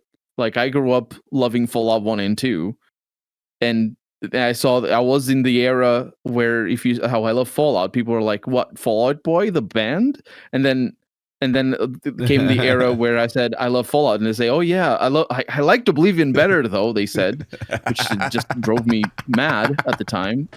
It doesn't anymore, but or whatever. Actually, people often said it's better than Oblivion, which also drove me mad. It's the same thing. And then now it's like, what era are we even in? People don't even think about the old games. But which is like, yeah. The secret ingredient is that original Fallout was never popular. I have no idea how popular it was. It wasn't very popular. It was successful. I was gonna say, I'm sure it was popular enough that they could financially afford to do a second, and then it wasn't popular enough to keep their company afloat. They did bankrupt their company trying to make a third. But so, those were wild times. That's just normal. It's a lot of money and a lot of time to make a video game, and if your ambitions get bigger than your wallet, you will die. Yep. Or I guess More or you'll get less. eaten alive by a weaker company who then loses their own ability to be very good at the thing that they once were very good at, like Bethesda. In their case, they got eaten alive by their incompetence at legal. They didn't buy the correct licenses for D&D and then lost a bunch of money making Baldur's Gate 3 and then lost a bunch of money right after with the, I don't remember what it was, but Interplay was a just incredible mess in the early aughts. And it's just such a nightmare. But yeah, it was relatively well documented at the time. There's some recent videos about Interplay. I don't remember who it was, but yeah, people who are interested in that. But this is a tangent. I don't want to detract from next question. What's your opinion on Rain World, and if no one but you has played the games like it? Well, if they never played the game, why would they know what games are like it? My opinion on Rain World is that you can watch my playthrough on Patreon right now. Go check it out, and I expressed my opinions about it in that playthrough. So go watch my Rain World playthrough. What is Rain World? Oh wow, who'd never heard of it? I'm seeing footage right now for the first time. I saw screenshots. Damn, and neither of you. Yeah, okay. I think I've seen this game before, but I don't think I've seen this game. Like, I don't know anything about it besides that I've seen that little guy. It's a very cruel game. Okay. Story-wise or gameplay-wise? What kind of game is it? Gameplay. Atmospheric survival 2D. This is a shit tag system. Fuck you, Steam. What is it? What kind of game is it? Jesus. It's Steam doesn't want you to know. Where you're a little guy in an ecosystem, and like, half the game is you trying to even figure out what your goals are, or what the constraints of the game are, and where you can go, or what you can do, and so on. So it's like a lot of that discovery is kind of the point, I think. As a particular system where it's like you're weaker than basically anything in the environment, and you kind of have to like platform around in a sort of like slightly quappy sort of way where it's just like your like physics and animation can like take priority and make you struggle a bit. And there's like a big ecosystem of like larger and smaller creatures that have kind of their own particular AI and behaviors and ways of interacting with you and each other. And particularly, like, you can only save by eating enough to be full for the day, and then going to particular hideout locations and hibernating in them, and that like saves progress and makes it so that when you die, you don't just start over where you last saved. And so you're just kind of like continually fighting through that. But the game is like large and cruel enough that it's like it's cruel to you, but not in like the I want to be the guy way. Like, I Want to Be the Guy is a game that's cruel to you very acutely and specifically by laying traps for you every step of the way that will always try to like ruin your life, and you have to like, and the world's about you. This game's cruel because it's not about you. There's just so much shit just in the world going around that, and so much of it can kill you, and a lot of it will behave unfairly AI wise because it's like inadvertently camping you essentially in some cases by like just not. The world doesn't bend around you, so creatures and obstacles will just like be in your way and not in your way in various ways, and then you can mitigate and deal with some of that and learn ways of approaching situations. But also sometimes the game is just like will just be so much meaner to you at random just because the creatures exist and are around and happen to go to those locations and behave in those ways, and that's just like the hand you're dealt moment to moment. So it's indirectly cruel to you, and getting through it was an experience. It was like I was like simultaneously like, this is the best game and worst game ever. As the type of thing where I was like, I'm happy I played this because I like coming away from games that I'm like I like when games are gonna stick with me, and it's a game that's gonna stick with me. And there's so many games that just don't stick with me and just aren't interesting, and I just kind of have to get through them. This one I like it was a struggle to get through, but it's like me engaging with like what gaming is capable of in a way that like that excites me on that level, even if the game has very high highs and very low lows throughout the experience. Oh, there's even an expansion. Yeah, it's an old game. All things, not super old, but it's been out for a while. I love the art style. That's when you said Rain World, I was like, oh, that red and black game that I remember, but it isn't. At least the footage that I'm seeing, it isn't red and black. It's just all over. It looks like I had the impression that it was like a tech demo more than anything because of the. I don't know what I read, but yeah, it's not a contemplative game though, is it? It's very platforming. Oh, there's another DLC coming out soon. The Watcher. Who watches the Watcher? There's a lot of. So there's just the idea is that you're going to want to keep playing this game over and over again. I mean, if you're the type of person to beat it once, you might be the kind of person that would engage with it further beyond that. Okay. When I beat the Because the game, DLC adds like 5 characters, sense, and you're like, holy. Yeah. I think it also had a co-op, so that's terrifying. Yeah, that's 4-player. Yeah, I might try to do a co-op series on it at some point, but it does sound terrifying. But yeah, I beat the game once, and I got a sense that there's a lot of stuff that I never saw or understood, and entire systems I never like figured out.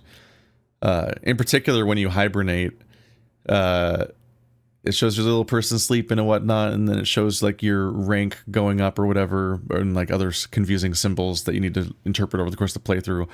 And like what day it is, because every time you successfully save, you go forward by 1 cycle, so it's essentially counting how many times you've saved so far, but telling you how many days deep it is and so on. There's this one thing that's like a wheel-shaped like spoke of like symbols.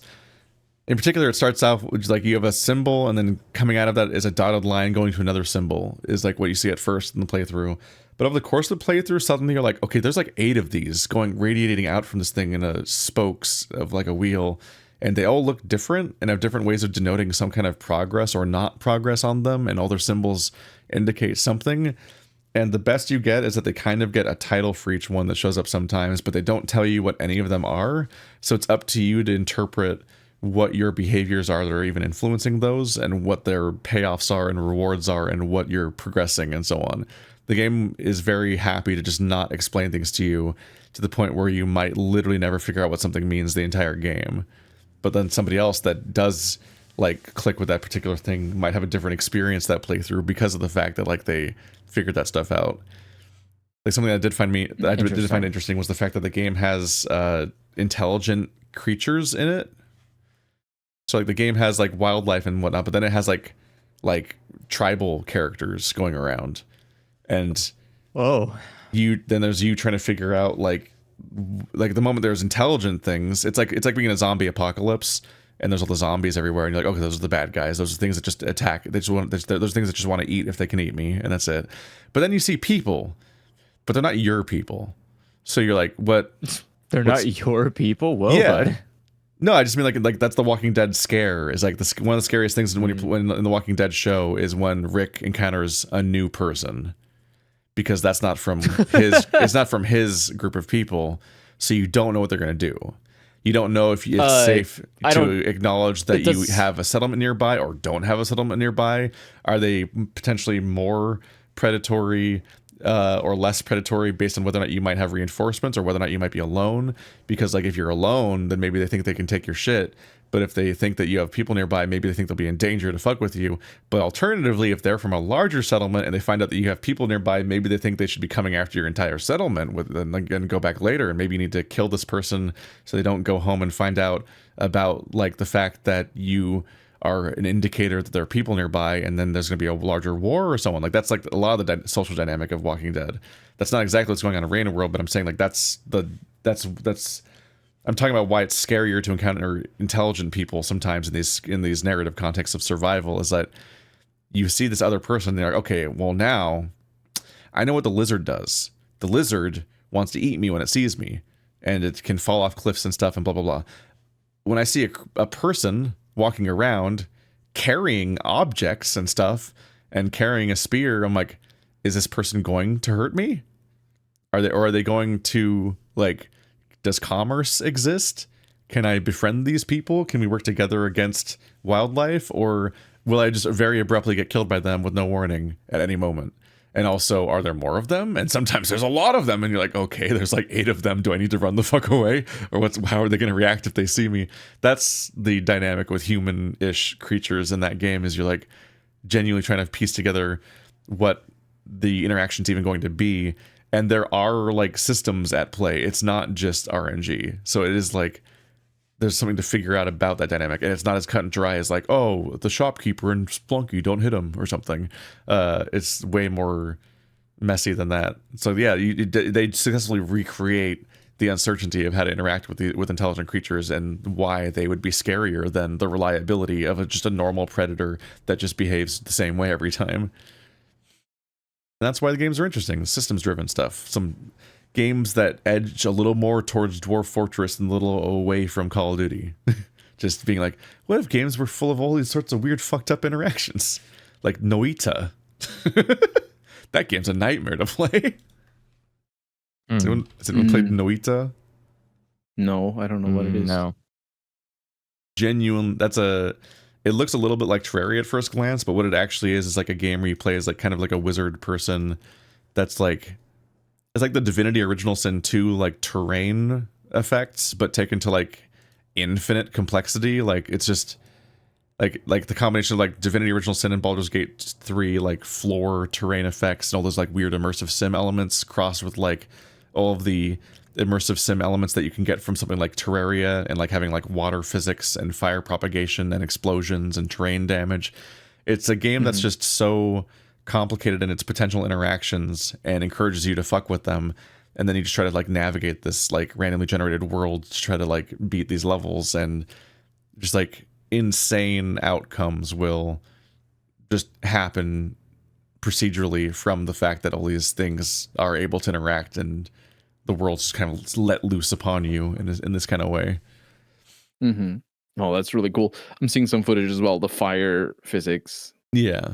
It's the type of thing that's it actually reminds. It's the type of thing that's impenetrable to a lot of people, but the people that get into it are like really into it. It reminds me more of Worms from a immediate gameplay perspective because there's a jetpack or things. But what? But it's a twin stick shooter. I mean, instead of whatever. Worms is like the light version of that, in that Worms is a game where a bunch of unintended consequences constantly happen from the fact that you just have these series of items and explosions and wind and water rising and terrain damage and physics and bouncing and so on. Like it is like advanced Worms in that way, except it's all in real time and single player. Yeah, this looks very good. Yeah, that is more or less the entire appeal of Worms is the part that touches on that stuff, and that's like exciting. Let's see.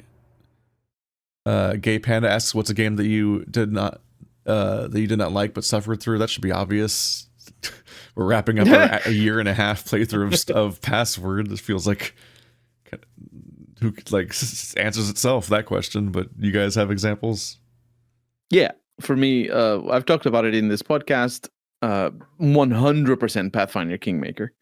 I wouldn't have suffered through it right now, but at the time I was finishing every playthrough. I was taking my Let's Play channel very seriously in that regard. I've never gotten a comment being like, "Thank you for putting it through. This was worthwhile, even though you cheated on the last 20 episodes," which is what I did, and I still hated the guts of the game.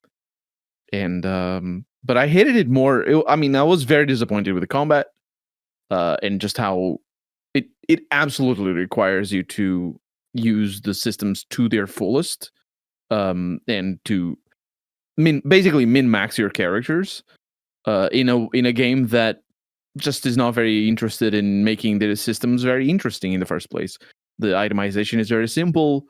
The skills are very straightforward.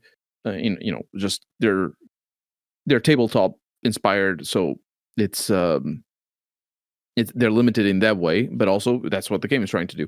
But for me, the biggest problem was 100% the writing. It's purple prose. At the time, I did not know what purple prose was as a term, but now I know what purple prose is. And purple prose, for those not in the know, is when you pad out what you're trying to say to make it for whatever reason, but usually is to make it seem like you really know how to write. You write such fanciful things, and you just say something that could be summed up in a sentence. You write 2 paragraphs, and at the end of the day, people are like, "Oh, this person really knows how to write." And I think it is relatively like it's a little bit unfair of me to call it purple prose in the beginning of the game, even though it is there, because there's so much new things. So you can't really sum up a lot of the text early in the game in that way. So it isn't necessarily very purpley, but at the beginning of the game, you don't know that none of it matters. So in hindsight, and that's why the ending for me was, that's one of the reasons why the writing got worse and worse, is because my hindsight was starting to generate as I played more through the game, and I was realizing more and more that all that effort that I had put into reading and learning and remembering all this huge amount of text from the at the first half of the game really doesn't matter at all. And it's just like all of this is for nothing. All of what I'm reading right now is for nothing, and it is for nothing. And the game has the ultimate goal at the end of pulling off some of the most cliche story beats that you'll ever see, including all the usuals of "you're not so different from me, you and I," or whatever. Yeah, perfect. That's perfect recalling of the phrase. Yeah, the end so boss different from me, you I. Yeah, how is it? You and me? No, we're not so different, you and I. That's the one. Yeah. The end boss is revealed to not be the true end boss, and you fight the big bad that you had never heard of for an entire game. The game tries to shame you for its own lack of self-awareness. Really, I remember there's basically the character that claims to be not so different from the main character. Basically tries to deconstruct or tries to do the thing where, aha, you spent the entire game thinking what I wanted to do was bad, but you were trying to do the same thing. That's the whole premise of the "we're not so different," right? But that was something that I was criticizing already at the time. Or actually, I've tried to erase it from my memory. So and it's been years and years, but I have a full Let's Play if you're interested in my criticism. But so yeah, I'm not gonna misspeak, even though I hate it. I'm not gonna misspeak about why I hate it. Pathfinder Kingmaker, I will never play another game from that company because of that game. That is that. Mm-hmm. Mm-hmm. It made you wanna die. Yeah. Again, the list is so long. Where do I begin? I would probably say the one that sticks out the most in my mind is Honey Pop 2. It was just unequivocally bad. The Honey puzzles Pop got worse. 2, look who's popping. It's like the puzzles got worse, the mechanics for those puzzles got worse, the characters got worse, the setting got worse, the story got worse. It's like everything just was bad, except for like the art was fine-ish. It was worse though. The art got worse as well, right?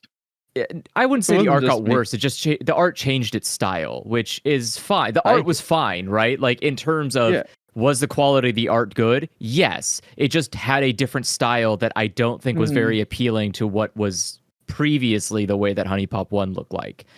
Which again, fine. I'm not going to fault it. It's just they just have a different person. Or it's like a different style. You can't mimic the same shit. You don't draw the same way after like 10 years. That's just the way it works. And so that's fine, but it's like just on the whole, it would have been better as its own entirely different thing rather than trying to make a sequel to a game that at this point had been so long since you had made a sequel that you really are like the people that you're going for are basically now living in a nostalgic reminder of the original game. Like the only people that you're appealing to are people who are either diehard fans who will suck it up no matter what, or you're appealing to people who have a very nostalgic remembrance of Honey Pop 1 and go, this doesn't quite feel like how I remember it, because it isn't. And I remember I hated it because even uploading the video and being negative about it, I got like shitted on YouTube. Like they were very popular videos and everyone hated me playing it. And it's like, fuck, dude. Like none of you can see this. I am not my media literacy is not enough that I could justify making a channel about it, and even I can tell this is like not a good game. Come on, guys, this is crazy. But yeah, I hated it. But an awful game. It was excruciating to get through. I can't believe you actually got through it. I watched the first episode of your Let's Play, and I was like, oh, I'm gonna watch the second because I kind of had fun seeing you tear the game down. But then I remember, no, the game is so shit. Oh, fuck it, I'm not gonna watch the rest. Yeah, And yeah, like that's how I felt playing it. Where I was like, oh wait, I have to actually beat this game. Fuck, dude, this is gonna be rough. Like it was. There's a lot to talk about how you don't like it, but once you're in the weeds, once you're like playing the game over and over, it's like there's literally nothing to talk about. There's nothing to react to. There's nothing to be engaged with. It's just bad all the way down. Yep. It's like, okay, cool. Remember that I also finished Mass Effect Andromeda, and that was so long. Yeah, about once that or was twice better. It's bad. About once or twice a year, I force myself to complete a game that is just trash, because I just try to finish everything that I start, and just trash games happen. And like, I don't want trash games to happen. I choose to play games that I think will be fun to play.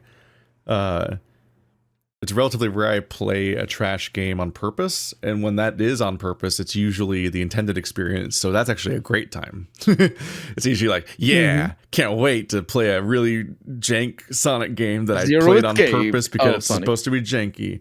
I know I played Zero Escape because it was constantly recommended as being amazing. But by the end, you were playing it because it was... Well, yeah, Zero Escape is an experience that I enjoyed greatly, but not for the reasons that it wanted me to. That's always a happy accident when a game isn't what you expect, but at least turns into something that is beautiful to you. But there are games that Zero Escape is good dreadful content, but not good. Yeah, like Zero Escape is one of my... Andrew and I bonded over the course of Zero Escape as a series. I mean, it's the thing we went through together. I feel like I unlocked the ability to do morphogenetic fields by killing myself too by the end of it. When you play something that you hear is good, you want it to be good. But the next best case is for it to turn out to be a Zero Escape, because the worst case is that it turns out to be a password. If it turns out to be a password, you're like, oh, we're just miserable and it's just bad, but it's also very long and boring. And that's like the worst outcome, is when something's not interesting, but it just keeps going forever, and you're like, why do I finish things? Why do I do this? I watched a few episodes, I think, or a few parts of episodes, and you were trying your best to make it interesting. I was being very nice at the beginning in particular, because I was like, I'm sure it just takes a little while to get going. And then at some point you're like, okay, I've finished stories by now, but in other cases it should have gone by now. Because like, We've already been playing this long enough that, like, if this was Arches, it would be over. When does the story start? And you're like, okay. To close things off, just to go back to the original topic, make furry visual novels. Just do them. Just do it. Just do it. If there's a story you want to have happen, make it. Just do it. Just do it. Because I want to emphasize as much as I can that I'm not trying to dismiss the perspectives of, like, outside perspectives of people that want a particular bit of representation and so on. It's just that my response is, you just got to make it, because you're talking about individual indie creators and saying, and like somebody's like, look at this, I made a thing, and you're like, why wasn't the thing about this? It's like, well, because I made it about this, because I made it, it's mine. Fuck off. like it's really rude to do that, but for some reason it's seen as acceptable to do to the medium as a collective, and it's like, well, it's not a collective, it's a bunch of individuals making their individual projects, and it's no one's duty to like take on the responsibility of crowd pleasing the people that the collective isn't pleasing, because like they're not a hive mind of people that like are taking on different parts of a project. They're all doing their own personal project and their own indulgent self-expression, and everyone should make my answer is to make even more self-indulgent art. It's just that you should do it too, is the answer. And this actually has come up multiple times in the furry visual novel discussions in the past. In particular, there was like Twitter controversies about like there not being enough furry visual novels for sex repulsed asexuals and so on. And it's like, make it. Whoa. Make it. Just make it if you want it. It's fine. because it doesn't make sense to talk about somebody else's project not being what you want it to be. And also, like, one of the most popular furry visual novels is made by a sex-repulsed asexual. Remember the Flowers. That game is non-sexual. Like, that's what it's going for. It's written by somebody who does not want sexual content, and they just do it. And that is the better response than saying that, than pointing out that other people's projects aren't the thing you want, is to just make the thing you want. That's always the answer in this particular industry. And I got back to this a little bit because I brought it, one, because I'm like, whenever I have a take online, I'm like, someone's going to misinterpret this forcefully, and then they're going to be mad at me for literally months via a opinion I never had, and that's frustrating, but that's already going to happen. That's just what happens whenever I express any kind of opinions about queer stuff, is someone just lies about what I said and then gets mad at me forever about the thing that they made up that I said, and then people believe that That's person. why, and that's exhausting. just be extremist all the time. Then no one can ever be mad at you. But I wanted to point out a couple things, which is that there's a website called fvn.li. It's like Furry Visual Novel List, essentially, I think is what that stands for. On this website, you go through a database of all the furry visual novels, and you can like sort them by whether they're NSFW or how many words are in the script and how many ratings there are. And what I want to zero in on is that I pointed out Noita a minute ago, a game that neither of my co-hosts who play video games all the time knew existed, and is just a niche indie game. And it's a tiny indie game that no normal person knows exists, right? Tiny little weird niche interest thing. It has 70,000 reviews on Steam. And it's a tiny, weird niche project that no one knows about. I know I'm using no one in a way that where everyone can argue against what I mean as by no one, because blah, blah, blah. But I'm like, obviously this is a weird, nerdy interest thing that is niche. But it has 70,000 reviews on Steam. The furry visual novel high watermark is Ad Astra. Ad Astra has 3,000 reviews on itch.io. 3,000. That's the most popular furry visual novel of all time. It has 3,000 reviews.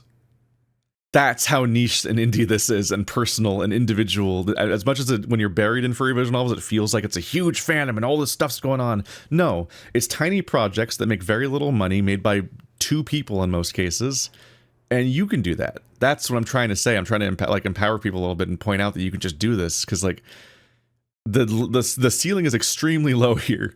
There is no mass appeal furry visual novel. The most popular one of all time has 1/20th the reach of Noita, a game you didn't know exist. Let's be honest, audience. I do understand on some level, though. There is not everyone can make a thing.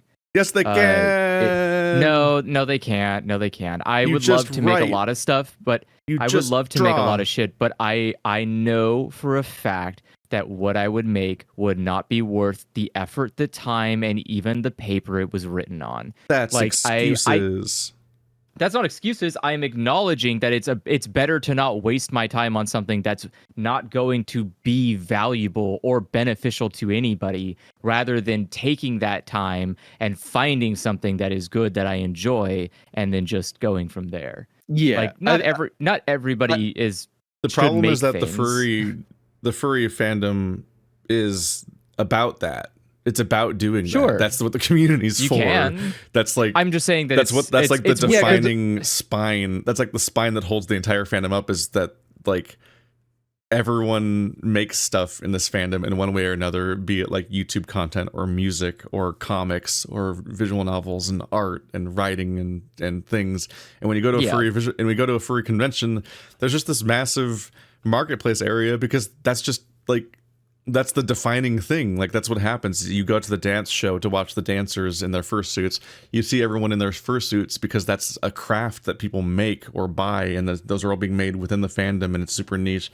And then the entire marketplace, the entire thing that you go there for, instead of going to be like, I'm going to wait in line to play the demo for Lies of P before it comes out, it's like, I'm going to wait in line because I want a signed copy of a comic that this one artist makes, and the artist that makes it is selling the comic by hand at their stall. Like, that's how small and indie and specific, and like, it's a fandom entirely about making art. So it's like, as people acting like they're uniquely incapable of making art is just silly, especially since, frankly, let's be honest, furry visual novels, not very good.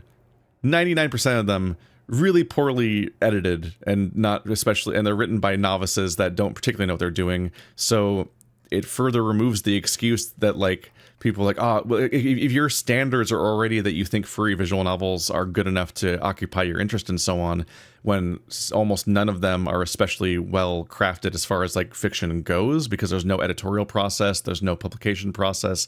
Like there's almost always half the time no one else is even reading these things before they come out besides the writer, who you hope proofread it, I guess. Like that's how low the barrier to entry is. That like there's people, the people that are not making them have more in common with the people who are making them than they think. There is not a barrier there holding them back, and it's not even really, it doesn't even necessarily come down to standards given what the overall like quality is. But if So you're just do it. if you're results driven, though, it is difficult to get into any sort of artistic expression. If you're expecting, if you're expecting your it's first me trying to pick up a writing- guitar and being frustrated that it hurts and sounds like shit, and that I have to do this whole road to make it so that I can ever make it sound like a song. Yeah, it takes a Yeah, lot of but- work to make something, and if your goal isn't to be good at making the thing that you're making, then there's no reason to make the thing at all. Like Exactly. I don't want to be good at playing music, so why the hell am I going to learn how to play music just because I want to hear a song that I think would sound good? Like that doesn't make any sense. But Like if, it's but better if to you just if you shift I also don't from think that that I think you mindset- probably don't struggle to find music that represents what you want in music anyway, though, because Yeah, there's so much of exactly. it and it has such wide appeal. And well, there's such sure, infinite that's a bad permutations of it. example, but like I can guarantee you I cannot find live action movies I enjoy. I'm not making a fucking movie. Yeah, Like no way in but that's hell am also I going to make a movie. massively hard thing compared to the results you want. Sure. Whereas I can't. people are individually way more capable of making furry visual novels of the quality that they want to see and about the topics they want to see than basically Or any other medium drawings. they could possibly bring up. Maybe. That's the struggle. Well, And drawings speaking is as somebody who valid. spent a whole month making a furry visual novel, if you spend time making a thing, afterwards you're more happy that you made a thing than you would have been if you didn't make a thing. Because you're like, damn, look at that milestone I have in my life. Look at those like markers that like give my like life like meaning and structure and like things to look back on instead of what otherwise might have been just like another gray month where I did my day job and I played Fortnite in the evenings and I don't really remember what happened that month. Because that's how a lot of time is marked. So I'm just saying, all of you, hey, May Wolf is coming up in May. It's the opposite jam of the one that I did, which is November and November. Just, attend, just sign up for some projects, join the Discord attach to the jam and stuff, and get involved in a creative project and you can make a thing happen. I'm gonna start drawing very tiny wolves today. Why that specifically? Why did you say it like that? Okay. Because I like it like that. Going to draw And then- tiny wolves. Yeah, no, not tiny wolves, very tiny wolves. Very tiny wolves. It's not the wolves are regular size. The drawings you don't are understand tiny. that I really like tiny wolves. Tiny wolves. I'm They're gonna draw very them. small. I'm gonna draw them on the tiny little bottom corner of the canvas, and I'm not going to I'm not going to crop the canvas. All of the rest leftover space is gonna stay there so that the wolf can stay tiny. Yes. That is me. That is me. And I'm be the tiny gonna be wolves an you artist. want to see in the world. I'm gonna be the artist for May Wolf, and hopefully somebody will make a game with tiny wolves, and it's Tiny gonna be wolves. my milestone. It's just called Tiny Wolves. Look forward to Tiny Wolves in Hell yeah. June 2025. Mm-hmm. I'm gonna do it. I'm gonna bring out my drawing pad and I'm gonna start doing it. I need practice because I haven't drawn properly in a while. Anyway, Should be guys, fine. thanks for watching. Like always, this has been another episode of Dialog Choices podcast. There may be tiny wolves in your future. Mm. Bye. Wow. Bye. Welcome to Dialog Choices pod. Fuck you. I can't believe that was on purpose. You cannot have been. Got him.